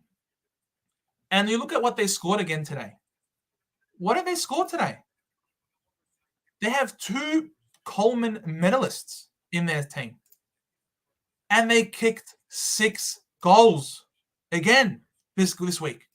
What has been their goals kicked over the see you, Aaron. Have a great night. I'm having a great night. Coffee gelato time. Oh, very nice. It is a very nice, bellissimo. Enjoy it, Yaron. Enjoy it. But if we go by club and we look at Carlton, 8 goals, 13 goals, all right? 13. 9 goals, 16 goals, all right? They played North. 9 goals, 8 goals. This is a charity match. Doesn't count. 11 goals, 8 goals, 7 goals, 6. How? How do you have 2 common medalists and you've kicked 6 goals 3 weeks in a row? And 7 and 8. You know what I mean? Like, it's getting worse. It's getting worse as the season progresses. Like, things are going to get ugly. Like, you think things are ugly now for Carlton? It's going to get uglier. Mate, if they lose to Gold Coast next week, which they realistically could, yeah, Lachlan. Like, if they lose to the Suns next week, oh boy, shit's gonna hit the fan in explosive fashion. I'm talking board members, director of football. I'm talking like big name stuff. Wow. Cameron looking easier to win the Coleman. Yeah, well, 100%. I mean, you would have penciled this as an easy win probably at the start of the year. Not anymore. You would have penciled this as a sure win early in the year. Realistically, is it a stretch for me to say that this Hawthorn-Carlton game is not as straightforward as it once was? Let me know in the comments below if this is just me talking smack as a non-Carlton man. But is this game now a lot more interesting than it was before? Like, from what we've seen and what Hawthorn showed against Brisbane this week, I don't think this is going to be a foregone conclusion. So that's interesting. Freo over there. Freo play better over there than here. That would be tough. Port Adelaide. See, 50-50. Yeah, this Carlton Hawks game, you would have said 100-0 before the season started. We're now at a 50-50 coin flip, perhaps, for this game. Like, such has been the fall of this team and the rise of this team. Let's be real. We can't discredit the rise of Hawthorn. They've been sensational. Dockers did lose, correct. Dockers did lose to Richmond and Perth last night, but I would attribute to that the fact that they didn't have Sean Darcy. Sean Darcy is the cornerstone of Fremantle, so him out was huge. And I'd also say there's something to be said about the magical ability of a team to lift when they have a caretaker coach. Like, we've seen it so many times. A caretaker coach comes in, and all of a sudden the team plays like world beaters. So certain things went against the Dockers last night against Richmond. So, but I do note your point. So this game, not so easy. Yeah, see, how did Hawks beat Lions? No one would have thought that. No one would have thought at the beginning of the year, last week, the week before, that the Hawks would beat the Lions. You know what I mean? So this game, Carlton v Hawthorn, is not a foregone conclusion. Lachlan, you say the Hawks are shit, right? And they've been a top 4 side. Yeah, in the bottom 4. And Carlton are bottom 4. Carlton are bottom 4 as well. So, like, it's bananas. Now, of course, there is a big difference that Brisbane can't win at the MCG, right? So there's a big caveat to put on the fact that they've been a top 4 team. But still, Carlton's a Victorian team, so they don't have that disadvantage that Brisbane has. So, but still, this is going to be an intriguing watch in a couple of weeks. Carlton v Port. Port, second on the ladder. They're flying. They could be in the grand final this year. They could win it all. I don't think they will, though, because they can't beat Collingwood at the MCG. But they're playing at Marvel. And Port love to play at Marvel. Their record at Marvel is really impressive. Carlton could lose that one as well. This one is a foregone conclusion. This one, the Dandenong Stingrays could beat West Coast Eagles. Let's be real. This one, there's no way you can see Carlton winning this game. Against the Saints, I can't see Carlton beating the Saints at this point in time. Collingwood v Port Adelaide Grand Final. Very possible. Very possible. Port at home. If Port can lock in that top 2 spot and they have home qualifier, home preliminary, I reckon you're going to struggle to beat them at home. I can see if Port can lock in top 2, then yeah, I reckon Port are in the granny where they'll probably lose to Collingwood because I don't think anyone beats Collingwood at the MCG. Plain and simple. So yeah, I reckon it's flag pies this year. But yeah, I reckon it will be Collingwood Port Grand Final for sure. This game, Carlton v Melbourne, I can't see them beating Melbourne. And then we'll have a rematch against the Suns. But yeah, they are not making top 8. Carlton have to win basically every game from here on out to make the 8.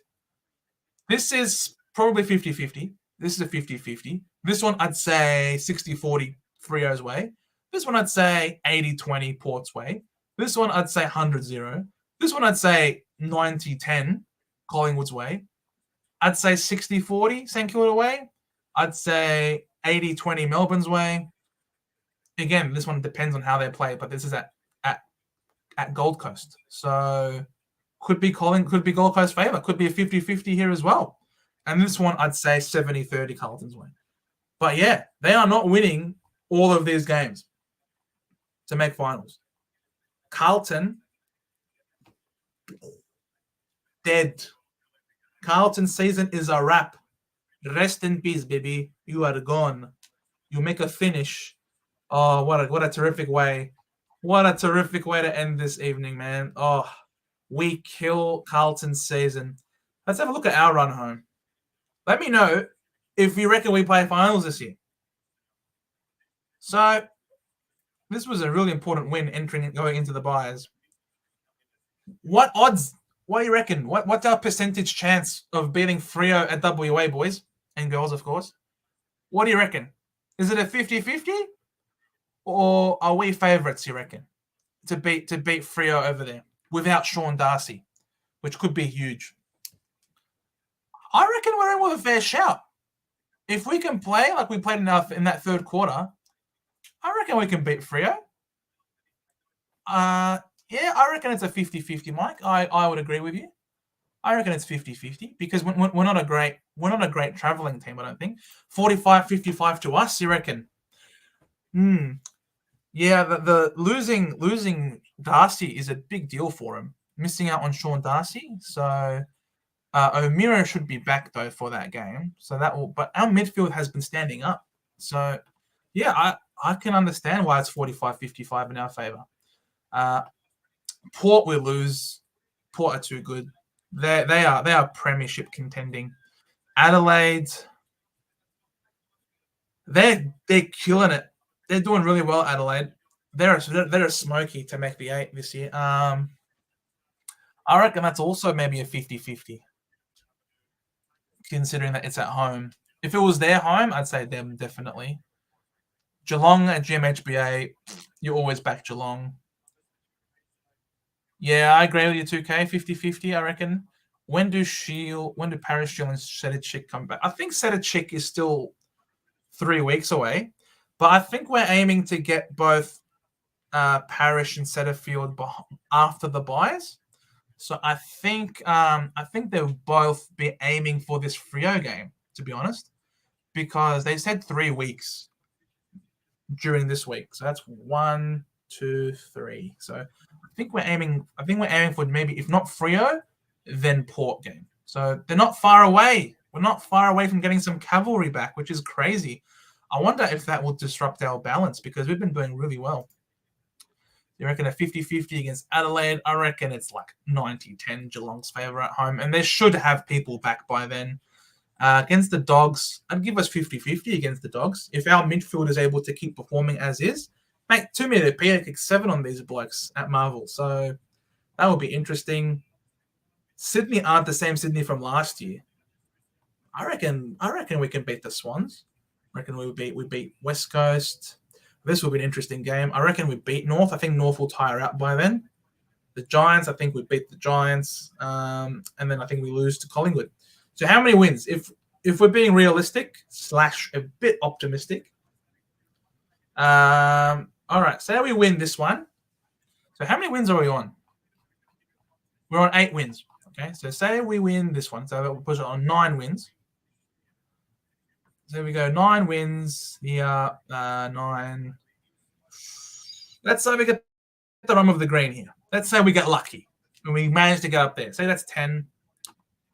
I reckon 11, 12, 13, 14, 15. 15 wins. I reckon. If we're being a bit optimistic. Could be 9. Say we lose this one. Say we lose this one. 10, 11, 12, 13. 13 wins. Could be 13 win year. I think it could be anywhere between 13 and 15 wins for us, which should put us in finals, I reckon.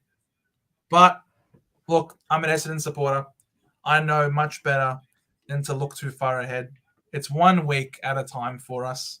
There's no get carrying away and getting excited. Because, Sydney versus Essendon is always a great game. It doesn't matter if we're bottom 4 or if they're top 4 or wherever we are. Sydney versus Essendon is always guaranteed to be a nail biter. And I've had too many of those for my lifetime. So, Vin, congratulations, bro. Yeah, I know. Anyone against West Coast is going to go bananas. Let's be real. They're the West Coast witches' hats. So, yeah. So it's all right. He'll get good points this week, but it's all about the rest of the season, how he does, mate. But yes, excellent. Thank you guys so much. It was a lot of fun. Wasn't we didn't advertise it, didn't go crazy, but I really enjoyed you guys coming in, watching this game with me, and seeing me get excited. I hope you enjoyed the commentary. It's a bit different, obviously very Essendon focused, Essendon biased, but I sort of tried to be as objective as possible when it comes to some of the calls. And the way things happen. So, let me know if you guys enjoyed that. If you did, and if you would like me to do more of this in future, please let me know. Otherwise, are we doing a Sunday night rant tomorrow night? Yes, so tomorrow is when we're going to do the whole mixture. So it's going to be the team review as well as the fan cams, so to speak, the centre bounce attendance. So, that will be tomorrow after the Collingwood versus Melbourne game, because there's a lot of Collingwood supporters out there who will, we would love to give them the opportunity to also have their say about how their team did. And remember, guys, tomorrow is Big Freeze. So please get your beanies, support the cause. And I really... Don the Sash, absolutely. Don the Sash, ladies and gentlemen. We are rising, boys. Thank you, 2K, for coming on. Really enjoyed talking with you. You've been good fun. Eddie, well, I agree that Essendon will get between 13 and 15 wins. I don't think they play that great. That's true. Carlton are terrible. Carlton are officially terrible. I haven't watched too many Carlton games this year. I watched a full one today. They were okay in patches. They weren't able to sustain it for a long period of time. That third quarter where they just simply gave us the corridor was criminal.